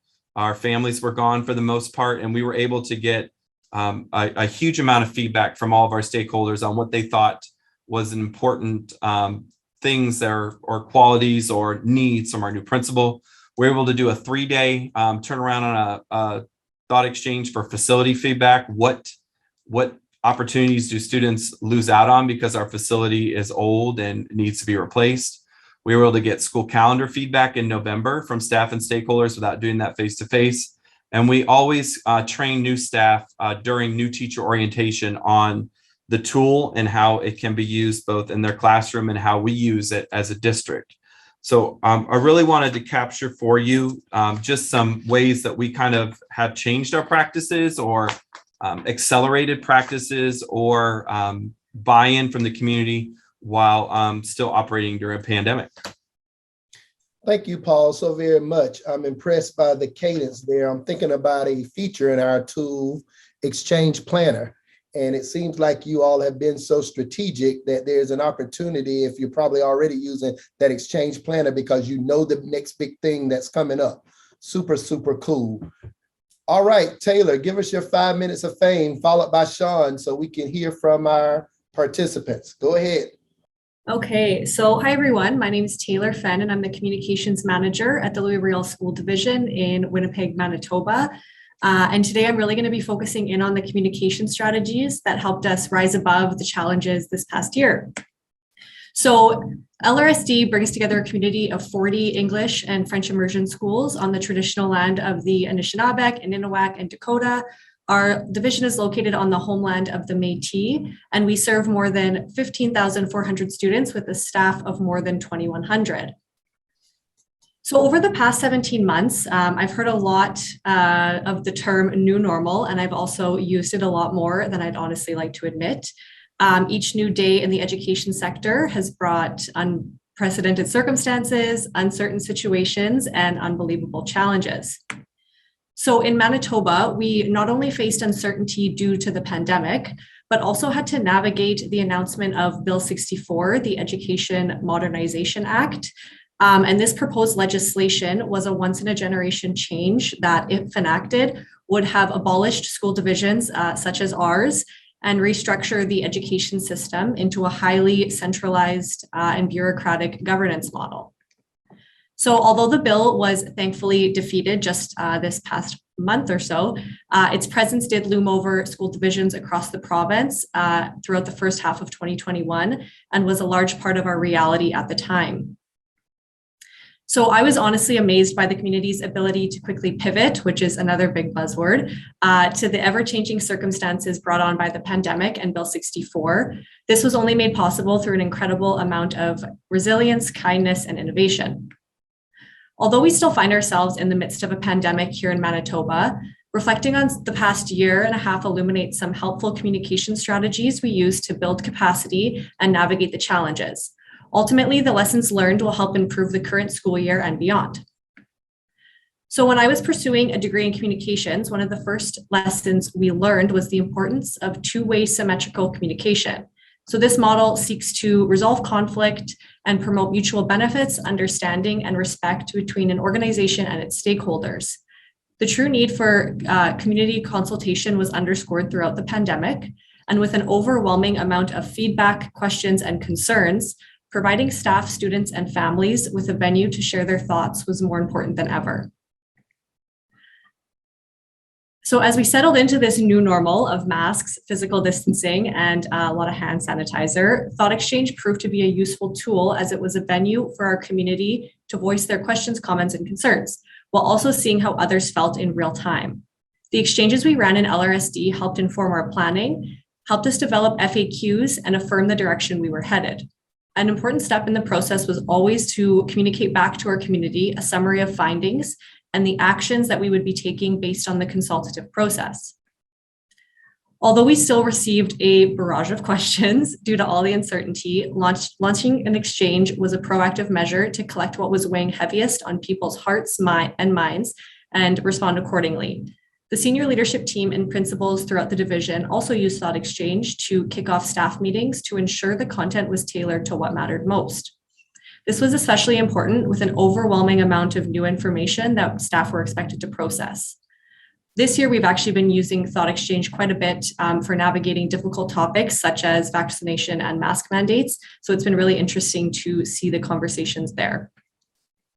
In a typical year, the majority of feedback on any given topic comes from staff and parents or guardians. Consulting with these groups is, of course, critical as their lives are impacted by the decisions we make. However, the pandemic presented a unique opportunity to highlight student voice. So as everybody kind of moved online, we really wanted to ensure that we could connect with students in a way that we hadn't in the past. So I was lucky enough to work with a group of 21 high school students across the division to support a project titled Beyond the Horizon, which brought together students from across all 40 schools into a virtual summit. So on May 5th, we had students in grade 5 to 12 join in to discuss student-chosen topics of Indigenous education and land-based learning, equality and inclusion, mental health and well-being, and choice and voice for learners. After the summit, the group of students quickly began summarizing the lessons learned to share in a keynote address back to staff on a professional learning day. And more than 1,400 staff tuned into the series of speeches, each touching on one of the main topics of Beyond the Horizon. And the testimonials were all so positive to have that experience, to have the conversation back and forth with the students. So when given the venue to discuss their experiences over the past year, students had a heck of a lot to say and were fearless in their pursuit for a better future. Their unwavering resilience helped inspire staff throughout the division, and we intend to continue this dialogue into the new school year. A final strategy to help build capacity throughout the pandemic was providing access to individuals like you, leaders in education. As Paul touched on in his presentation, it's a wonderful way to connect directly with your community. At the beginning of last school year, Superintendent Michalik hosted a number of virtual town hall events alongside members of the senior leadership team, the board of trustees, and school leadership. It was the first time that many student, staff, and families had direct, uninterrupted access to ask questions and share their concerns with divisional leadership on that scale. It also provided another avenue for genuine consultation and dialogue to occur and has helped our community feel heard. So living through such unprecedented times gave us the opportunity to pause and discover new ways of looking at ourselves and the world. Throughout the isolation brought on by the pandemic and the uncertainty brought up by Bill 64, keeping the lines of communication open help us learn more about our community, rise above the challenges, and inspired future opportunities to continue the conversation. Thanks so much for listening. Absolutely. Thank you so much, Taylor. And we'll kick it off to our next speaker before engaging with our entire audience. Sean, let's hear from you.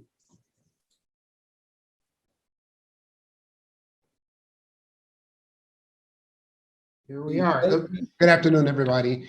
It's good to be here, and thanks again. And it's going to be a little bit of me following up on maybe echoing some of what's been said already. However, I hope to keep you engaged in this process, so I'm going to share my screen with everyone here. Let's see, which one is it? Here we go. And this actually goes back. And I'm sharing now. Yes. So again, I'm Sean Wilson with the International High School of New Orleans.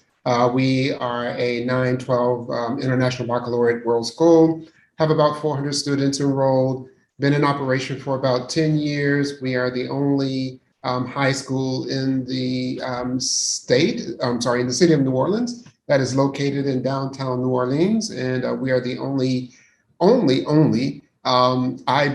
international IB high school. So we don't have a feeder school in terms of a K-8 program that feeds into our organization. So we are believers that we actually build and create IB students as they come to us from over 30 to 40 elementary schools throughout the metropolitan area. So some of the items that we've had and have been competing with, and I think it's the same for everyone, we talk about COVID-19 in terms of what it's been for us and how we move forward. And then also we've been in the process of negotiating contracts with our current union folks. And that's something that's new for us in the charter world.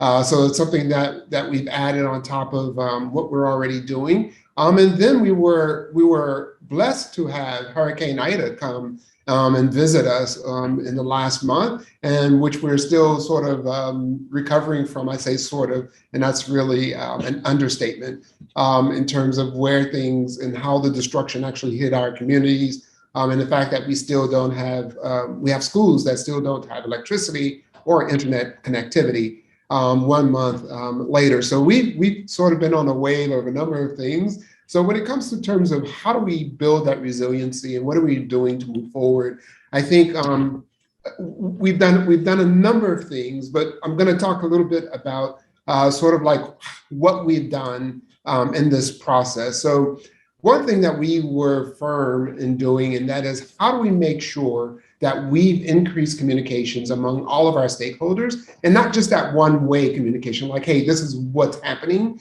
to you from us, but more also in terms of what that communication is coming from our parents as well. So we've run a number of campaigns over this time in terms of thought exchanges, getting input from our community members, not just from our parents, but also from our students, as well as our faculty and staff. And also from our community members. So when we send out exchanges, we're also engaging everybody in this process. And sometimes we've gone as far as extending time to make sure that folks had an opportunity to share, because when things are not necessarily what we call normal, I believe we have to give folks an opportunity to take that extended time to get their voices heard. And sometimes getting that voice heard means just being that ear on the phone with those folks and walking them through that process. So I don't know if many of you have ever had the opportunity to run a kind of soul-standing high school, especially in the inner city. But communications can be an incredible feat to overcome, especially when parents don't have the tools that we would think, or we think that they maybe should have to communicate with us. But having the faculty of communicating is also a challenge. And that is, do they know what they need to be communicating so that we can all move forward on the same page? And one of the questions I almost always ask a parent is, especially when conversations have gotten heated, it's like, what do you want for your child? And then how do we get that for you and your child? And that usually calms the wave a little bit, because then we start to really focus on what I believe is important. And in doing so, taking into consideration what they're saying, but also taking nothing for granted. Because sometimes the assumption is that they should know because it's their child, but not everyone has had the privileges and the opportunities that we have had in terms of how we were either now formed or how we were formed coming through the process. And something else that we've had to do, and that is expressing that vulnerability, being open to people about where we are, and also just acknowledging the unknown. So just over the last month, in terms of like when we're coming back to school, or, you know, will the building be open? Will we have the same number of students? It's like, those are questions we could not answer, but we were able to go out to our community through several exchanges or several ways and find out where folks were, what they needed, and how we could engage them coming back into the building. But also in all of our communication, ensuring that we were and are, even through this long pandemic time, of expressing the notion that hope is always with us, and it is something that will carry us forward. So never losing sight that this is a challenge for all of us. It is something that helps. It's something that we all must endure. It is not something that is impacting me any less than you, but sharing in the pain of where others are. And then also remembering that there are other options, right? There's executive coaches for some, then there's therapy for others. And I will say for myself, it's been both. I've been relying on both outside services and sources to help me sort of navigate this time, and letting folks know, it's like, hey man, it's like, you know, if you're having a challenge with something, don't be afraid to go and reach out to somebody to get the help that you need. Because the only way we're going to make it through this together is we have to find supports for each other.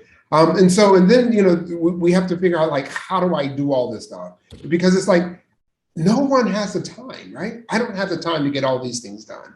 But we have to take the time to assess the situation, to ensure that we understand what's happening. Then we have to, again, go through the process of delegating and communicating with the folks who are most who are on our teams, and then we have to find ways to make sure that we are in it. When I talk about student enrollment, it's not so much of getting students in the building, but it's about enrolling them in the process of understanding where the challenges are and how we can engage them in moving forward. Because some of them are actually, you know, they're inspirations of hope, even in light of what's happening around us. And then my last part, in terms of what I say, who has the time? It's like, we have to have time and make that time to close our doors, to reflect, to read, and don't forget to nourish our physical bodies as well. So as we move forward, it's like we decided to focus on one thing alone, and that is students first. Our only and our sole purpose for being in this work is to ensure that our students have a brighter future, and that they have the tools and the academic acumen they need in order to move forward. And then the other stuff is really about celebrating the learning that's happened during the challenges, because I've refused to use words like academic slide, loss of learning, because I don't believe that our students have slid anywhere. I believe that they have learned this notion of resilience, pivoting, and also how to keep forward looking regardless of what's going on. And that's what we've done here to ensure that resiliency, and that we continue to operate beyond the current challenges. Beyond resilience, thanks to all four of our speakers.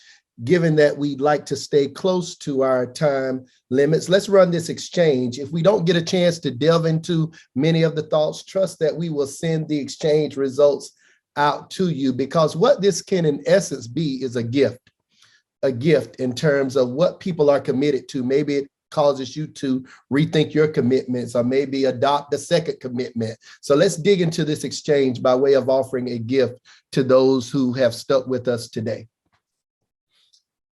We'll place the link in the chat, and we will also place the QR code on your screens. As you participate in the exchange and name your commitment and rate the commitments of others, I want to thank everyone who leaned in and participated with us for the entire day, for those who gave us a partial day, and for those who registered. All of this information will be available to you. We are super excited about the last 20 minutes of our time together coming right up, in which Thought Exchange is doing something we have not done this systemically before. and that is recognizing in a very, very formal way, bold leadership from users of our platform. So we're super excited to name the first 2 inaugural winners of our 2021 Bold Leadership Award. Excited to see the thoughts coming in and the ratings. Vero, as people are rating, given that time is something that we're naming and wanting to stick to it, let's start seeing what some of those top commitments are. Thank you. Please continue to put thoughts in. It looks like 24 participants and 22 thoughts. And let's see what's resonating. Somebody said, remember. Well, I'm going to remember that I've already been resilient over the last 18 months and name that and name that as I communicate. Digging deeper, leaning in, being kind, understanding, and making that stab at being a more courageous leader.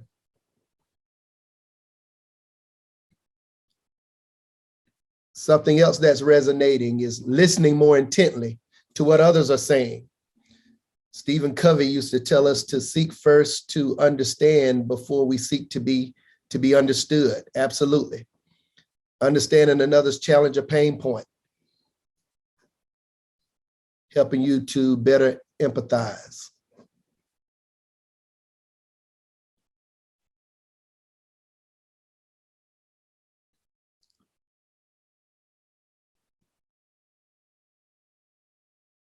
"29 thoughts, I love it.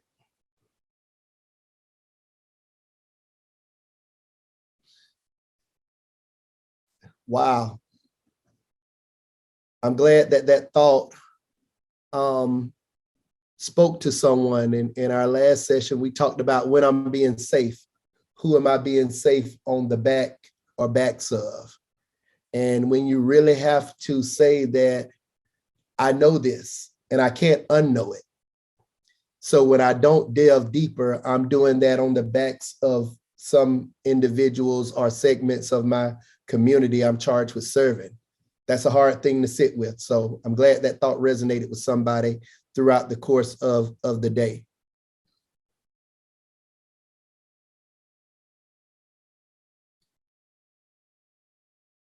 There was a time when some would have talked about the audacity of hope. But now this thought is resonating that we express hope even as we show our vulnerability. And what's been my experience is all that does is further enhance your leadership acumen in a given space. All that does is create greater support for said leadership. Excellent thoughts. As we move into the award ceremony, I want to thank our 4 presenters. And as they have looked at these thoughts, are there any burning ideas that they would like to put forth? John, Taylor, Sean, any of our presenters, Paul, anything resonating that you want to speak into very, very briefly as we transition to our award ceremony? Thank you, lady and gentlemen, so much. I just wanted to add that listening to Sean, even though it's on the computer, it's through the screen, listening to him talk about the things that he's dealing with when he's experiencing a triple threat or a quadruple threat, that translates across, and the messages, well, affirm our work, really contextualize how sometimes the things that we're going through pale, in comparison. So I really appreciated those 2 things, those 2 words, and the context that you brought them with, the vulnerability and the hope. Easy to say and so difficult to do, but I really wanted to affirm your ability to do that on a tiny little Hollywood Squares box there. Sean, any follow-up to that, or anyone else before we move into the award ceremony portion of our program? Just that I am honored and I appreciate everyone taking this opportunity. And that truly being vulnerable means that I don't necessarily share my burdens with everyone, but I let them know that I am struggling. So it's not just them, it's all of us. Thank you. Thank you so much, Sean. Taylor, any offering before we kick it over to our CEO, Dave McLeod, to introduce our customer awards for the afternoon? Just wanted to say thank you to everyone for sharing their insight. It was amazing to hear from different districts, especially from a different country. It's great to see that how we all kind of are relating on so many different things, even though geographically we might not be super close, but we can all relate on these pressing issues. So thanks, everyone. Absolutely. Thank all of you for your commitment to this work and your partnership. CEO McLeod, start our awards and ceremony off for us, sir.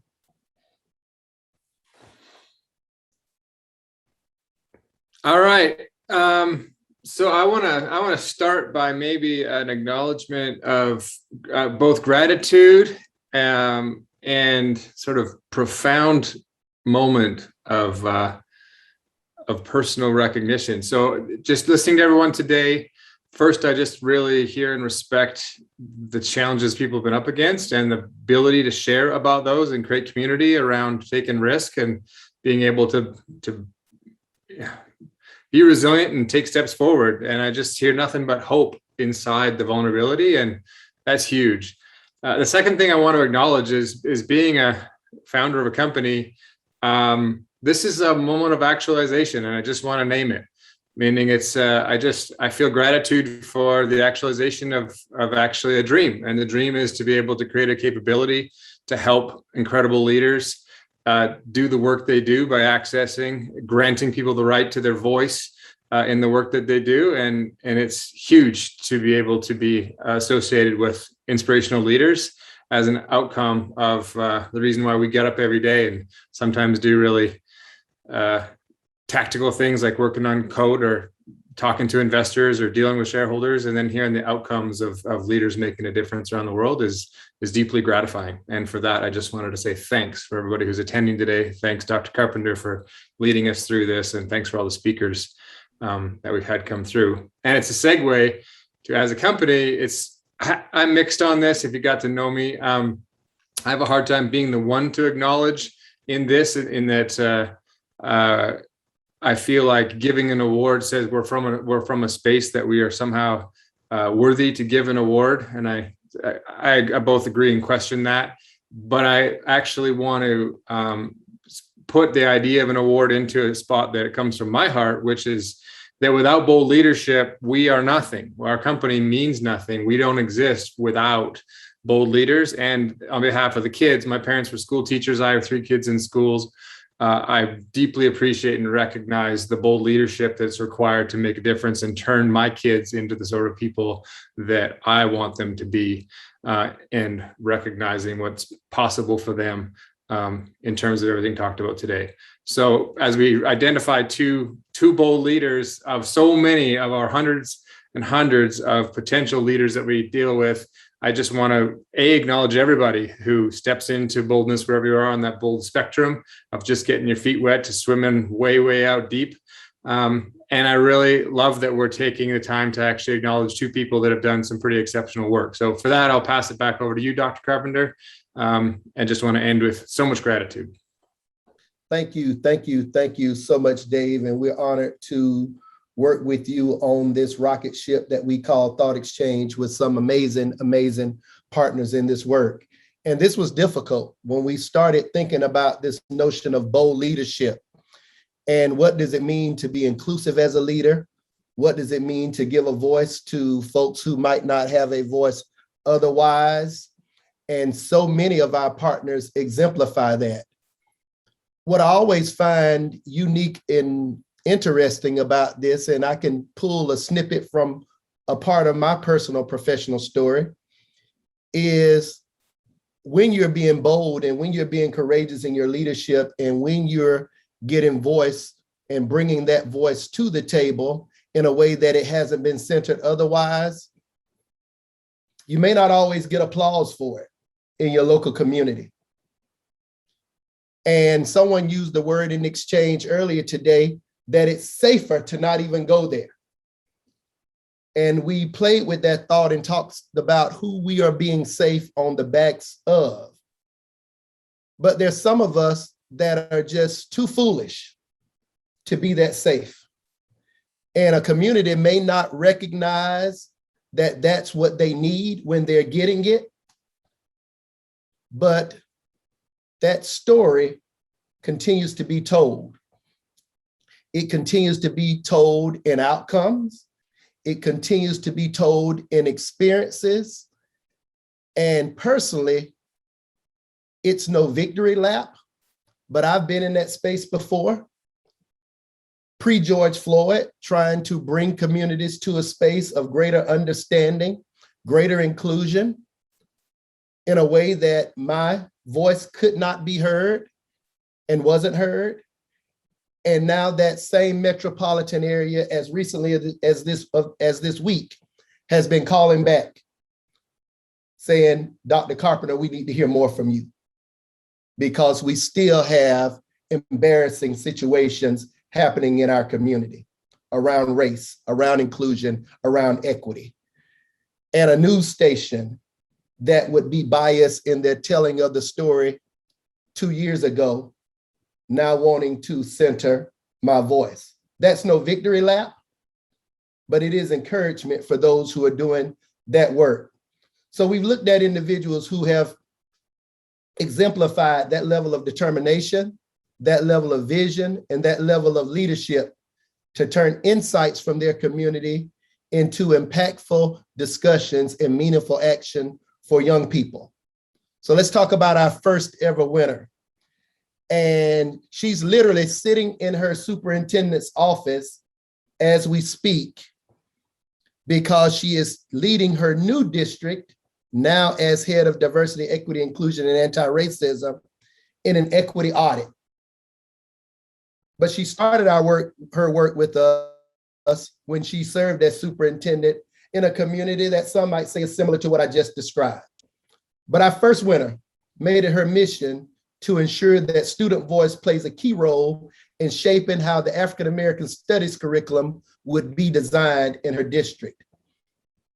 She launched an exchange to ask students, student voice, in grades 7 through 12, what should we consider as we create an African American Studies course?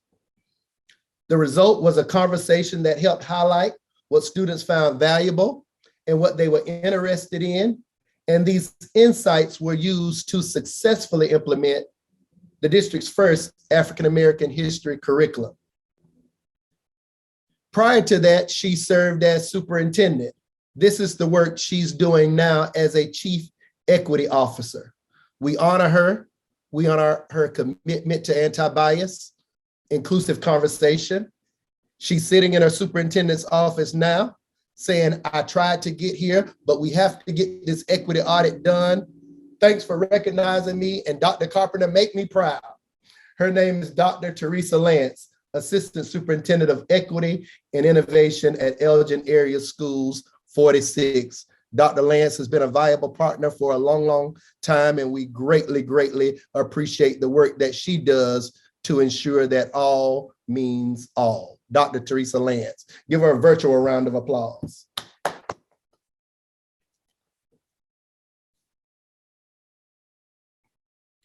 Okay, our second ever winner of this award gives a great example of how stakeholder voice can validate strategies. During the challenges of the 2021 school year, many parents and caregivers had concerns on the shifts in learning models for students. To address these concerns, the leaders shifted from a survey approach that limited the scale and impact of the conversation to launching an exchange by way of ThoughtExchange. This leader was committed to listening to parents and caregiver voices and using that feedback to plan for this school year. Here's the question that was centered. What do you want us to know about your child's learning experience? That's a question in my mind that can build trust and can also bring forth some of the more courageous conversations in a community. So the result was opening that conversation to 458 participants. They shared their feedback on specific programs and highlighted the things they hope to see incorporated in the new school year. As a result of her commitment to this level of honest conversation, the board decided to use these insights to develop different learning models, not just one size fits all, offering a mix of in-person, virtual conferences so that parents had the opportunity to choose the models that work for them, a strategy that they're also carrying into the future in their district. Born of necessity and now becoming a staple in the Woodland School District. Give it up for our second winner, Dr. Lori Casey. Accepting this award on her behalf is someone who some of you heard from today, and that's their communications manager, Brooke Hagstrom. And she has been an awesome, awesome part of this story per Dr. Casey. So she wants us to hear from Brooke. Thank you so very much. I am accepting the award on behalf of Dr. Lori Casey. She is not able to be here today because she's at the Illinois Association of School Administrators. And there she is lending her voice to topics like women in leadership and, staff and student well-being. So she wasn't able to be here. I did speak a little bit earlier about our journey where we started gathering as much feedback as we could, and we used all the strategies we had available, surveys, focus groups. We went live on Facebook. We were trying to get feedback from our community as we were making tough decisions about the health crisis that we were facing. And we heard from our critics that they were still dissatisfied. They felt their voice wasn't being heard. And so instead of Dr. Casey saying, well, we've done everything we can, she said, what else can we do? And so we deployed a new tool and opened up the conversation in a transparent and meaningful way, and just got a whole new set of feedback and heard from new voices, and the experience was really positive. So even though we are fairly new to using ThoughtExchange, we now have a new powerful tool in our tool chest. And when you have a district superintendent and a board of education who's ready and willing to hear from their stakeholders and to help that inform their decisions, then you build trust and you make connections, and our audiences are more engaged than ever. And we're going to ride that momentum and build that momentum moving forward, because we've clearly set the precedent. Our community is ready to engage with us. They want to engage with us. And it's now our responsibility to continue elevating those voices. And so thank you on behalf of Dr. Casey and the Woodland Board of Education. Absolutely. Thank you so much, Brooke. And let's give both of our award winners one more virtual round of applause. Here in my hand is the award. As you can see, the TE logo and the 2021 Bold Leadership Award. These will be shipped to both of our winners, and a full story of their work will be posted on the ThoughtExchange website. So be on the lookout for that. Thank you for your bold, courageous, and inclusive leadership. That's going to wrap up our summit for today. Unless you really have some time to hang out with us, we have a tool that we're going to drop here in the chat that allows us to have a virtual social mixer.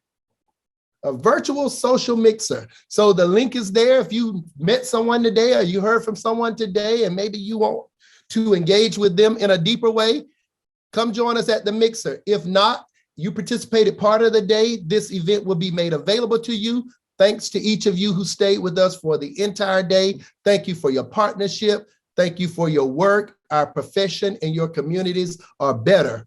They're better because of what you do. See you all the next time.